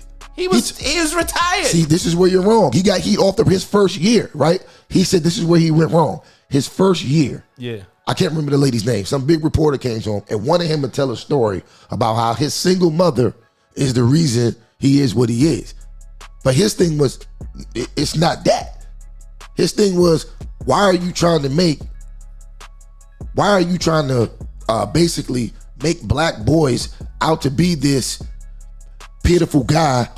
Charity case. Hold on, yeah, right. But when you showcase white boys, it's about their father, their grandfather, and the legacy built. But when it's black boys, whether he has a father, even if he has a father, right? You don't even talk about him. You barely see him.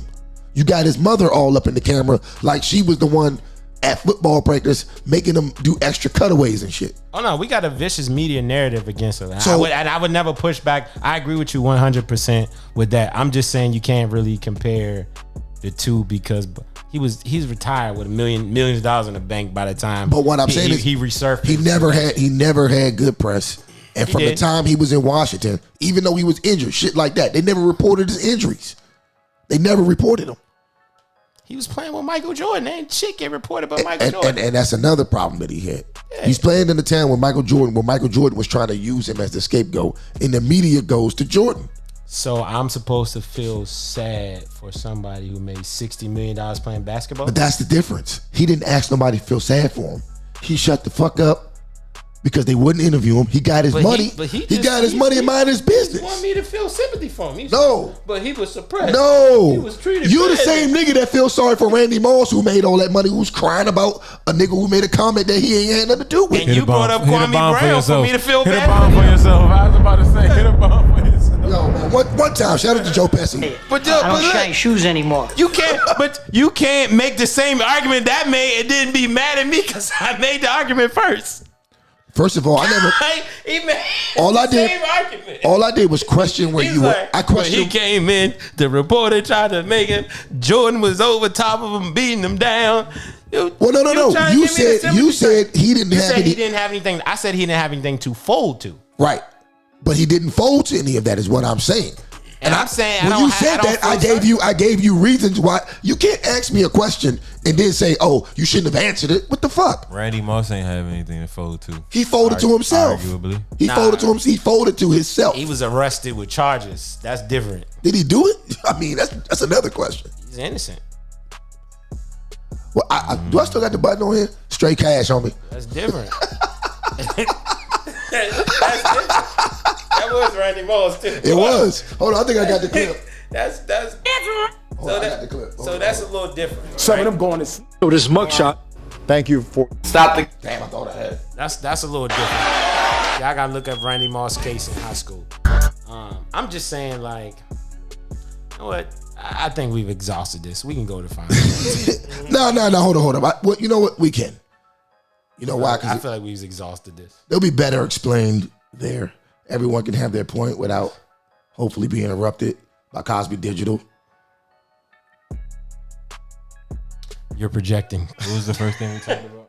I'm my bad. I didn't mean to be a toxic masculinist. All right. Kirk Keys. That was a good one. Hold on, let the beat drop.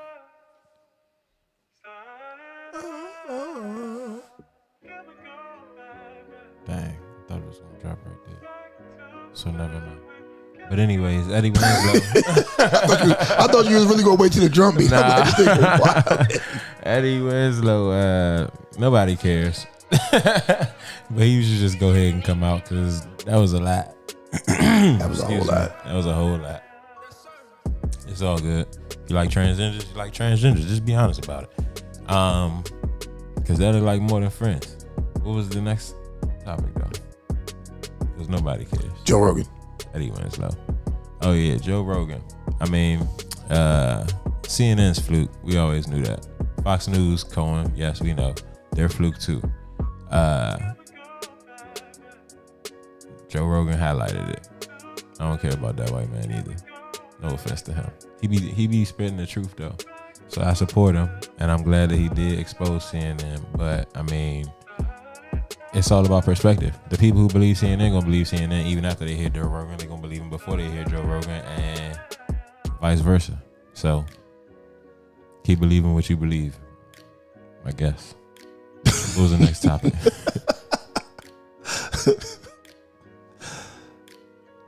Crybabies. Man, this is crazy. So, as someone who has programs that have many black boys in it, to this day, I don't even know what that was supposed to be. To this day, you have programs. Oh, true. Come on, my bad. Thinking too high to get the jokes. Nah, but I'm not anti-cry. I mean, what you crying about? How can we solve the problem? Because emotions, they're a thing. We gotta analyze them, let them flow, address them, but then get to a solution to the issue. And so it's been 400 years of crying. Like, we recognize it's tears, recognize it's shit to cry about, but what you gonna do about it at the end of the day? Because it's a lot of emails with a lot of white people that say a lot of mean things all across America and probably the world.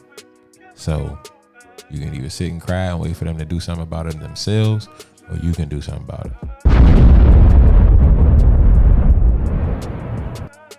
If you've listened this far and you would like to sign up to be a mentor of one of these little black boys, you can text mentor to 833-702-3048.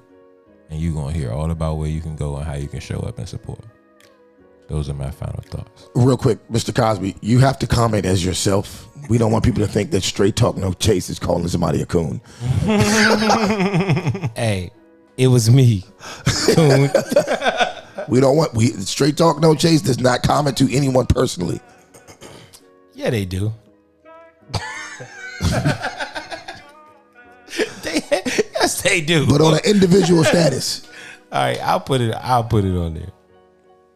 Just put it real quick. This was at I put Cosby quote Digital. is digital. Yep. Nah, they were shooting in the comments, so I had to hit them with a quick whoop-a. You're exhibiting sign language. All right, is it my turn? Yes. Shout out to all the loyal listeners of Straight Talk No Chase. We had a particularly lively live, man. It's not a lot of comments, but a lot of people were on, man. So I think the topics were good this week. Shout out to Trip Simpson for picking great topics. Thank you, man. Give myself a round of applause. Shout out to Skylar in the building. Used the fake production assistant today. It was Parks on the boards. Oh yeah. Let's see. Eddie Winslow. Who cares about Eddie Winslow? I don't know where you found that topic from. It's everywhere. Is it everywhere? I didn't see it until you texted it. The algorithm. We got to think algorithm. Okay. He has a lot of trash on his algorithm, apparently. No, I'm just talking about the algorithm in general. We got to. I didn't see it on mine. You have that thought algorithm. You got Joe Biden everywhere on your algorithm. So that means you got trannies everywhere on your algorithm.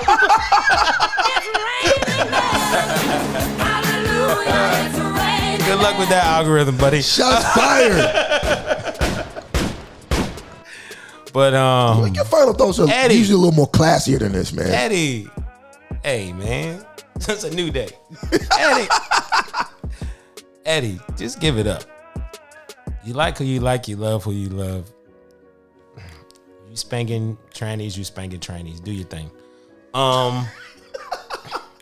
I don't shine shoes anymore. When it comes to Jason Whitlock, man, sign language. It's so disheartening, right? To see a black man who could have used his platform for good, but he chose self-interest.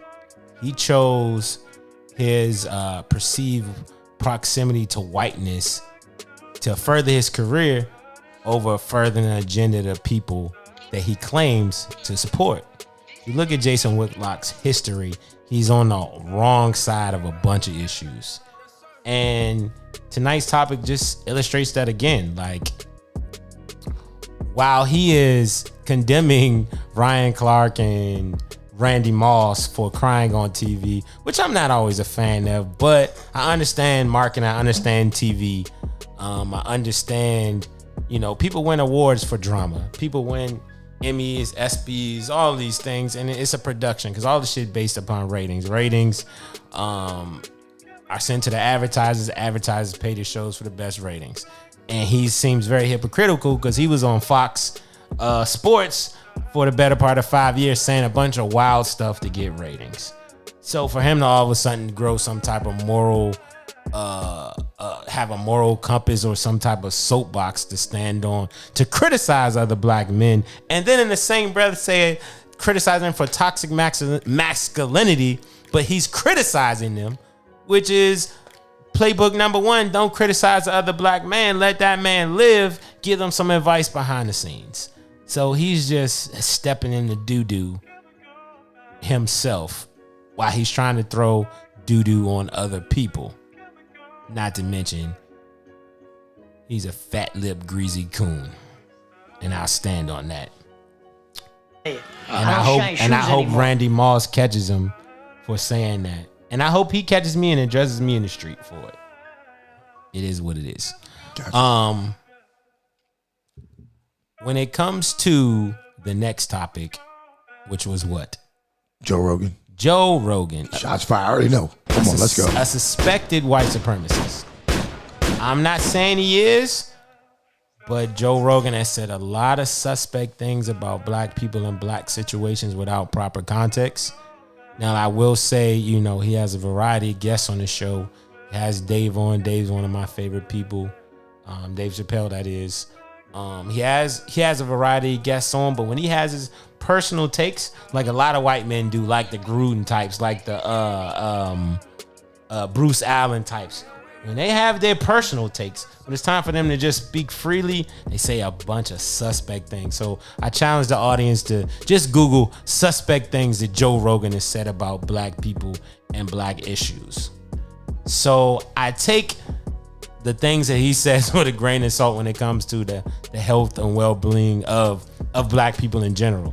But let's just address his particular situation with CNN.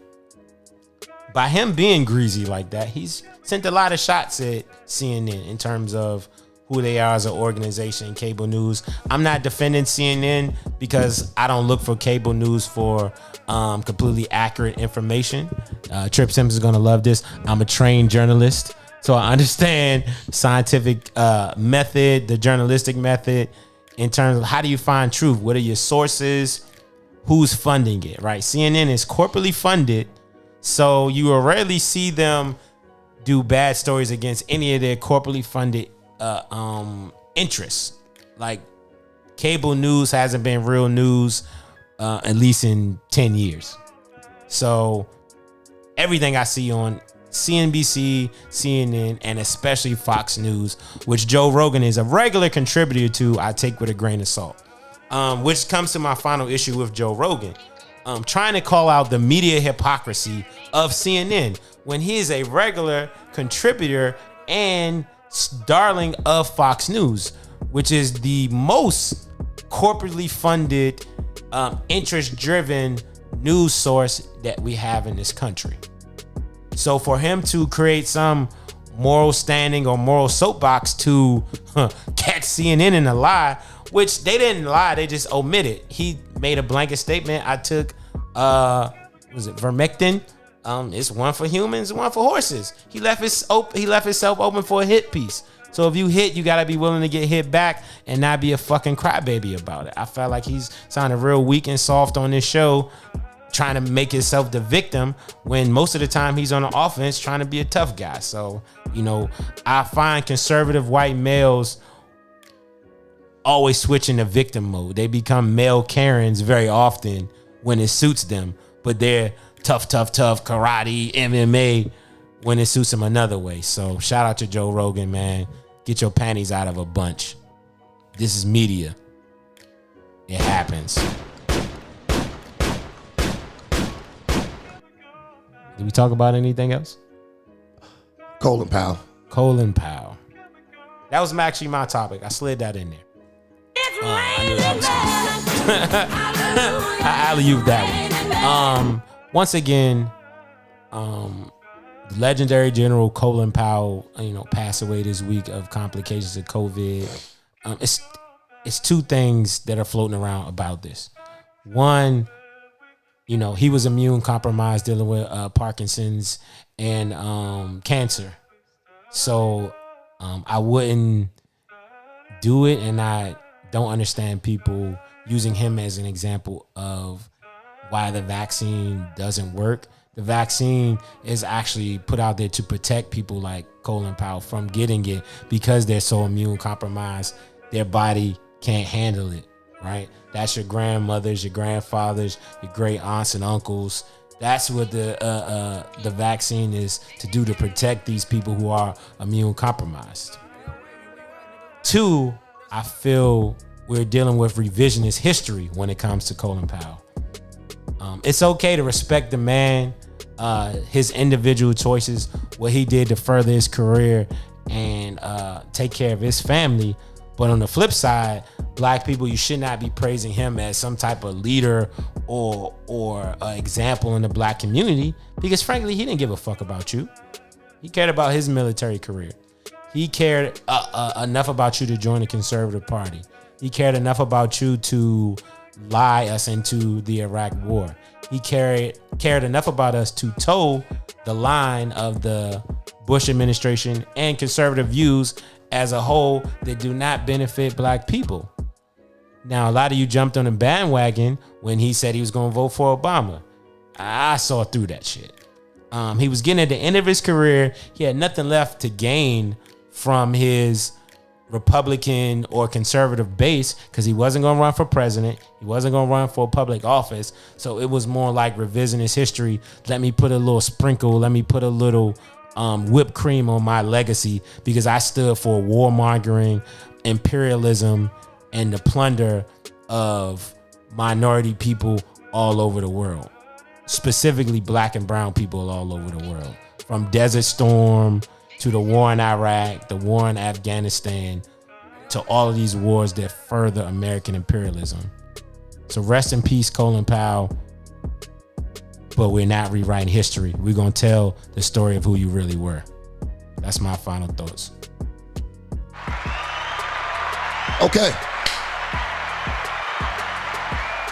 So first off, I'd like to thank everyone who watched tonight. And most importantly, I'd like to thank Cosby Digital, Kirk Keys, and Skylar, wherever she went. She's doing a number 2. Oh, well, hey, we're almost out of TP. No, I'm kidding. So look, listen, let's get straight into it. Eddie Winslow. Listen, I'm not here to indict this man and say that he goes either type of way, but I will say this. If you let a transgender woman twerk on you and you know that she's transgender,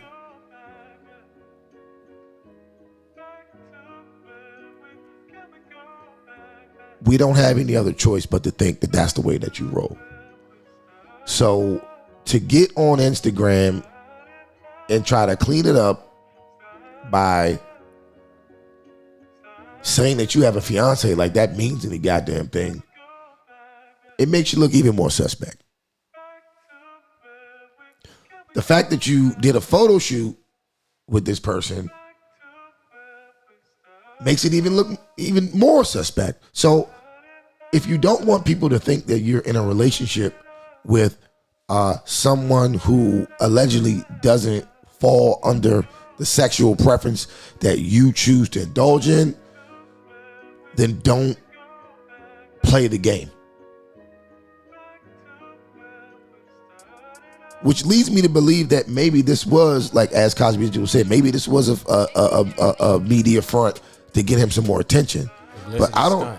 Stunt. But yeah, publicity stunt. But there's no coming back from that one. You was all up in it, like she was busting it wide open. You was grabbing ass.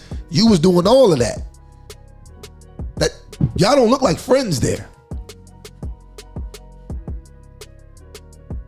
Me and my female friends, because that's the sex that I'm interested in. Me and my female friends don't do that. So there's that. My suggestion to Mr. McCray, and shout out to Sam Johnson who corrected me. It's not Darius McCray, it's McCrary. Yeah, who gives a fuck? So my suggestion to Mr. McCrary is to call Malik Yoba.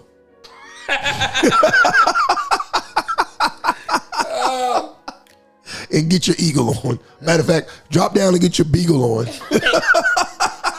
Oh man. Oh my God. All right. I thought when we go low, they go high. I sweep the legs. Next topic. Joe Rogan. So here's the thing. I think that Joe Rogan is an interesting guy. Does he say everything perfect? No.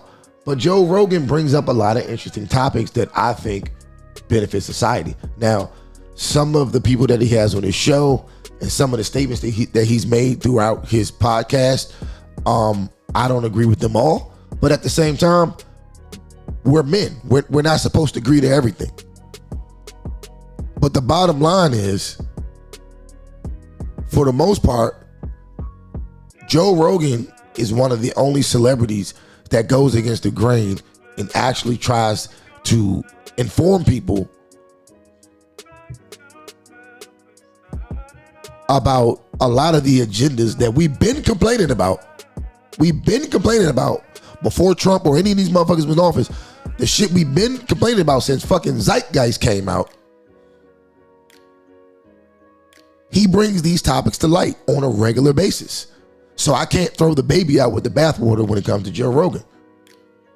The things I don't agree with, whatever, we disagree. But the things we do agree with, I can 100% ride with him on that. Pause. It's evident that there is an agenda behind the jab.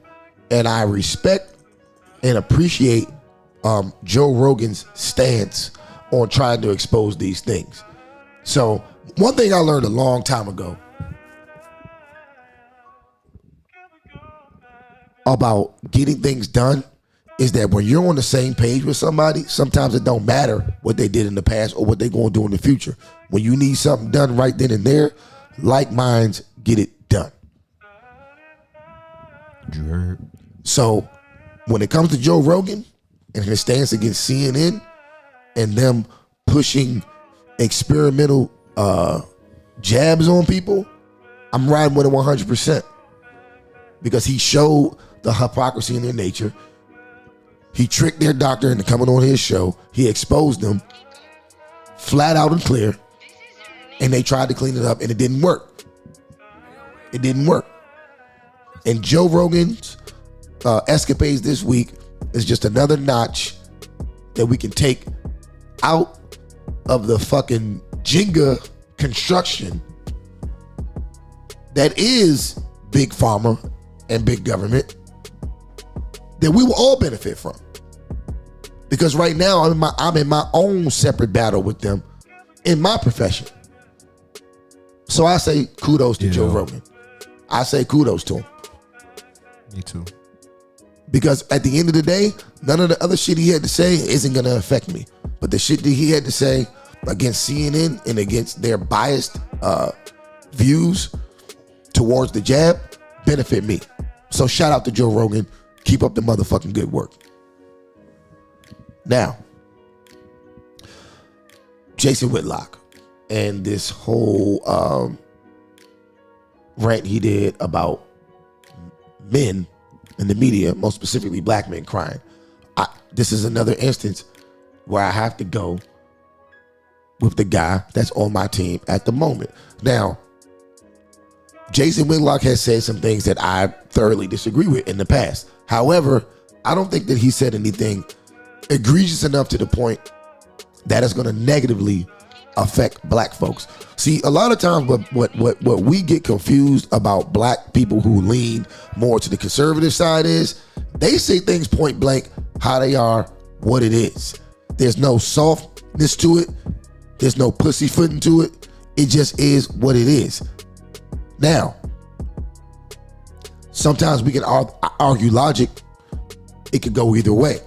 But Whitlock's points on these niggas crying on national television to get clout, attention, money, a paycheck, whatever, he's spot on. He's spot on. And these are one of the main problems that we have. Regardless of what he had to say about George Floyd or whoever, right?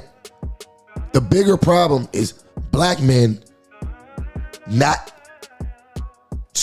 bigger problem is black men with influence not being masculine enough on television, not being a big enough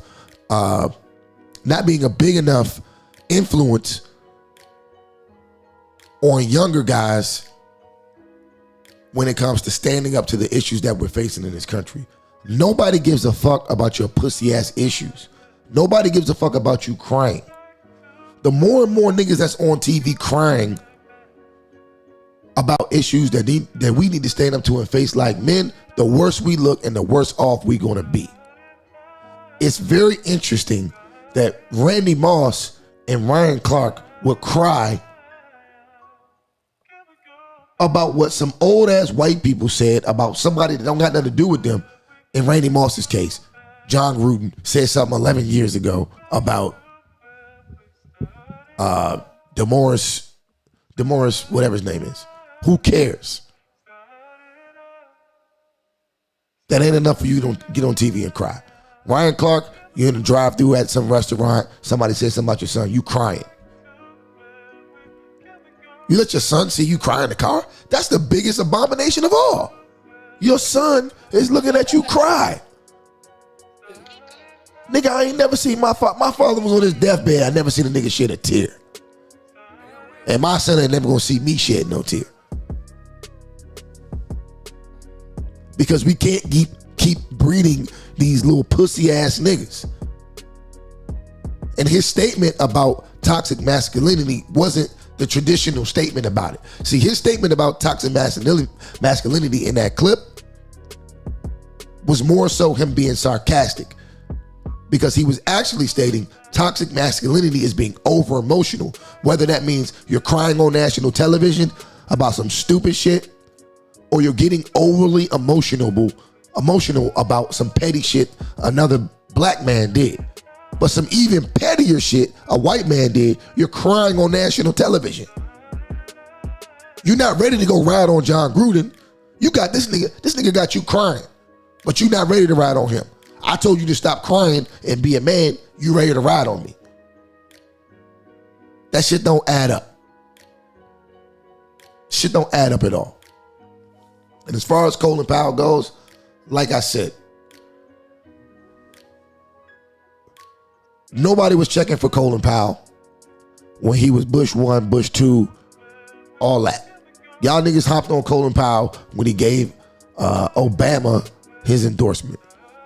I feel two different ways about Colin Powell. On the one hand, he was a warmonger. He was this, he was that.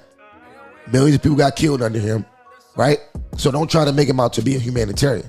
But on the other hand, I also understand I live in America. So some of the decisions that Colin Powell made to smoke some of the people that he got smoked actually benefit me. Not my community as a whole, but the country that I live in as a whole, and some of the things that we take for granted every day. Were they all right? No. Were they all wrong? If you're playing chess, no. But at the end of the day, even though I feel two ways about them, when I mesh those together, at the end of the day, I don't know this nigga from Adam. Therefore, I don't give a fuck if he is alive or dead. What I am. That's been this episode of Straight Talk No Chase. For myself, Cosby Digital, Kirk Keys, and our lovely assistant, Miss Skylar. We'll see you when we see you. Peace.